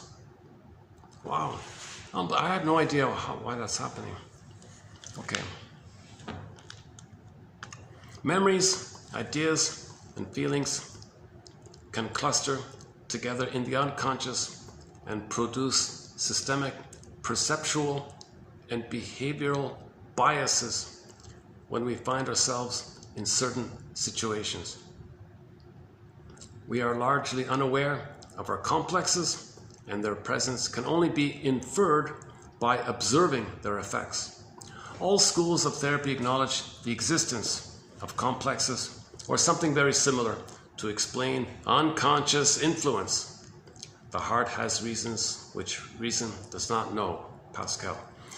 The mind is conceptualized as having a fluid upper level in which cognitive events occur, thoughts, perceptions, and a lower level from where more permanent features, sometimes referred to as cognitive structures or schemas, influence the nature of those cognitive events. Thus, a structure composed of interconnected beliefs about personal vulnerability will cause an individual to overestimate dangers and have more frequent anxious thoughts. Bowlby's working models are also a form of cognitive structure, conceptualized in this way.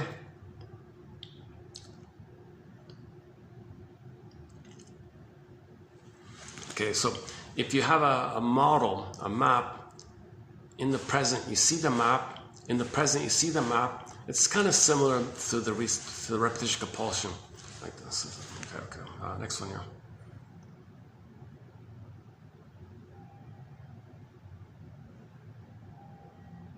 You have to ask, where did he find the energy? It would be naive to. Okay, no, I forgot about the last one. All right. Okay, your mission, submitted for your approval, submitted for your consideration, should you choose to accept it, as they say, is to, so 1 out of 10, right? So if there's roughly 10, so today we have, let's see, 1, 2, 3, 4, 5, 6, okay, only 6. On average, there's 10. So hopefully between the 6 here, you might find one.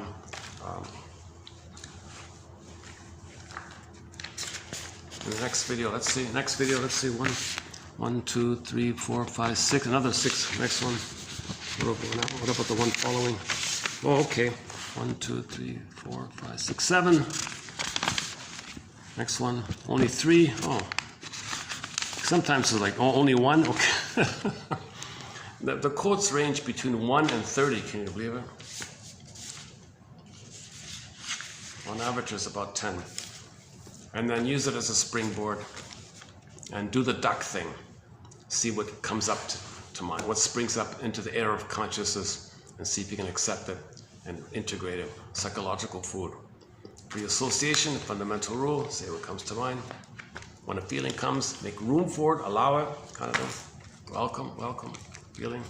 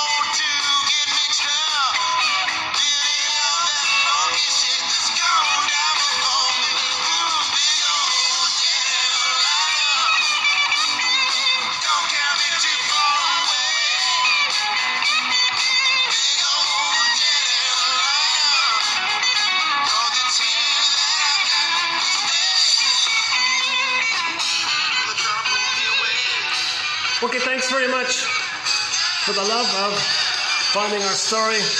We'll see you in TQ 3032. We'll be adding more quotes on our various topics. I highly recommend the past two videos on the work of Edmund Berger, one of our mentors. And we'll be adding more quotes as well. See you in the next video. Thanks very much.